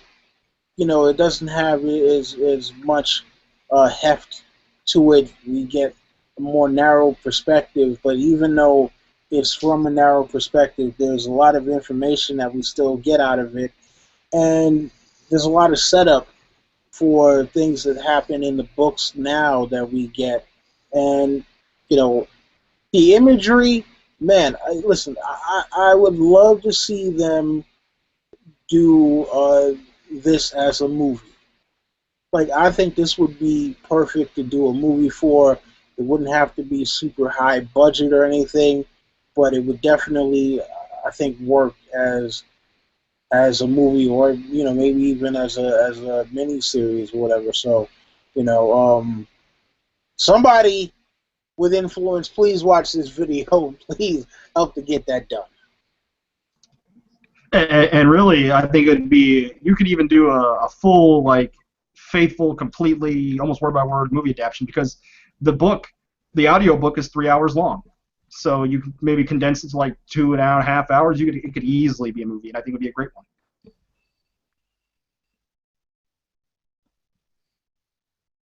Agreed. Guys, read that book. I agree that too, and I think it could make a good movie, but not by Dane and Dave, especially after they've kind of destroyed the Blackfires. And I don't know, that's something we might have to wait a good while for. But yeah, that's really all I have to say. Y'all guys ready to do sign-offs? Just one question. Okay. What? I mean, like, I know, George, I said nothing else published before Winds of Winter, but how would you feel if there was a new Duncan Egg story popping up? Oh, I would love it. I mean, I'm okay with Duncan Egg. If you give me any of Duncan Egg or main series, I like them both equally. So whatever you give me, I'm fine with. I don't care. Same answer. Pretty much. Yeah, same here. In IC Spots, there's one thing I gotta mention. He's mentioning HBO considering spinoffs. I heard they're not really considering because Dave and Dan aren't considering spinoffs, but they also don't own the rights to the Duncan Egg series. They would have to renegotiate with George on that, unless they've done that like in the past month or so. So who knows if George would be wanting HBO to touch another one of his stuff anymore after this, but we'll see. Well, we know Dan and Dave don't want to do it, so. Good. So yeah. Well, Don Willie, what did you have to say about that? Did you have the same answer about us? If you'd be okay if George took a break from Winds and Winters to write another Duncan Egg? Yeah, I mean, listen, for me, that seems like something that shouldn't take anywhere near as long, especially since it kind of seems like a lot of the outlines are already spelled out throughout the series that we've gotten so far, and some of the stuff from the World of Ice and Fire. So, I mean, that should be something he should be able to knock out in a couple of months, I would imagine. If not sooner, unless he's going to get super deep with it. But I mean, like, it seems that even with the 3 books that we've gotten in this series so far, that we haven't gotten too much, as far as the magical elements. So I mean, unless he plans on doing that as a fantasy series that's heavy on magic as well, I could see him kind of, I could see him doing those books and not being a big time hindrance. But maybe he wants to do the Winds of Winter first because it's been such a long time, and the whole thing with people having the expectations, and also the show coming to an end. Maybe he would just rather take care of that first. And to answer the people in the chat, yeah, the HBO does have the rights to Robert's Rebellion. They have the rights to anything from the main series or anything related to that. So they could do a spin-off of anything, like mentioned in detail in those books that aren't mentioned in any other books. So I mean, hell, they could even make their own stories involved with Westeros. Like they could do a Hot Pie spin-off and have the Adventures of Hot Pie if they really wanted to. But yeah, they could do Robert's Rebellion. Adventures of Hot Pie. They could do Adventures of Hot Pie if they want, or they could do the Hot Pie Lamy prequel and call it "What the fuck is a Lamy?" Yeah. Oh, no. No, you know what? We can do the Adventures of Gendry. Find out where the hell he's been at for the past 3 seasons. I think he transferred onto that show, the Pirates of the Dark Sea or whatever, that cartoon. I think he rode onto those ships. Maybe he's Captain Jack Sparrow. I don't know. Or he's on Black Sails. Yeah, or he's on Black Sails or something. Who knows? But yeah, guys, let's bring this to an end. I guess I'll start. Jerry the Targaryen Steamboat. You guys know who I am. You know who we are. Thanks for coming to watch us do a real long chat of the Sporn Story. We're trying to set up next week a debate, or next month, sorry, not next week. Next month, a debate between the Blackfires and the Reds versus the Blacks and the Targaryens. We're trying to set up a debate for that. And then maybe the following month after that debate, we will cover the Sworn Sword. Maybe. We haven't decided. We'll eventually do it. We just don't know when. Yeah. Okay. And take it away. Sorry. Hey guys, it was a pleasure being there. Scheduling's a bitch, especially this month of August. So yes, the big videos we're trying to fit in August are the August reread. I think yesterday Don Willie told you all about it, and at the end of the month we're trying to fit also a big round table, like the Blackfire or the Targaryen. Who was right? and I think all of us, it will be all of us present and more people to join. And yeah, I'll see you guys tomorrow.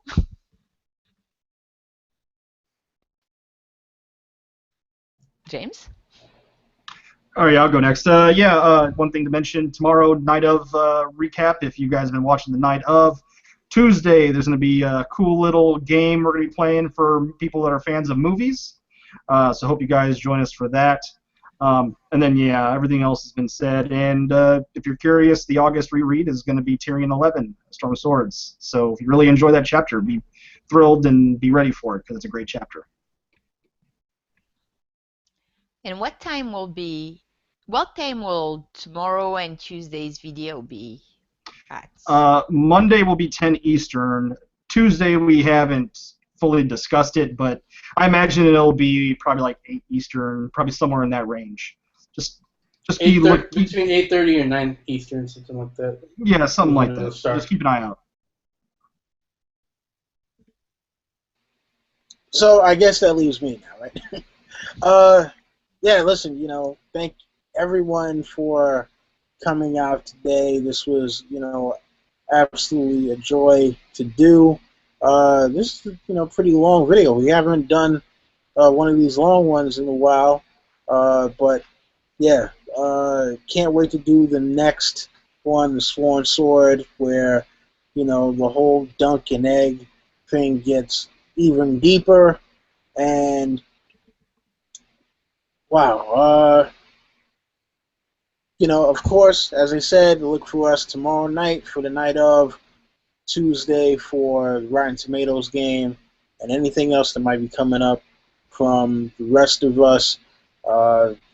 Thank you to the rest of the panel for being here. Thank you to Jerry for putting up the pictures so we can have a visual of what's going on. Unfortunately, when we get to the third book, there won't be that because they haven't done a comic book for the Mystery Night. I wish they would have done that because that would have been awesome too. But yeah, you already know the deal. For the rest, let's like it, comment, subscribe, share. Make sure to share this one. All right. Tell your friends to come back for more. And that has been our time here at the Hypes Watch. And this is Don Willie saying Vala Del Iris.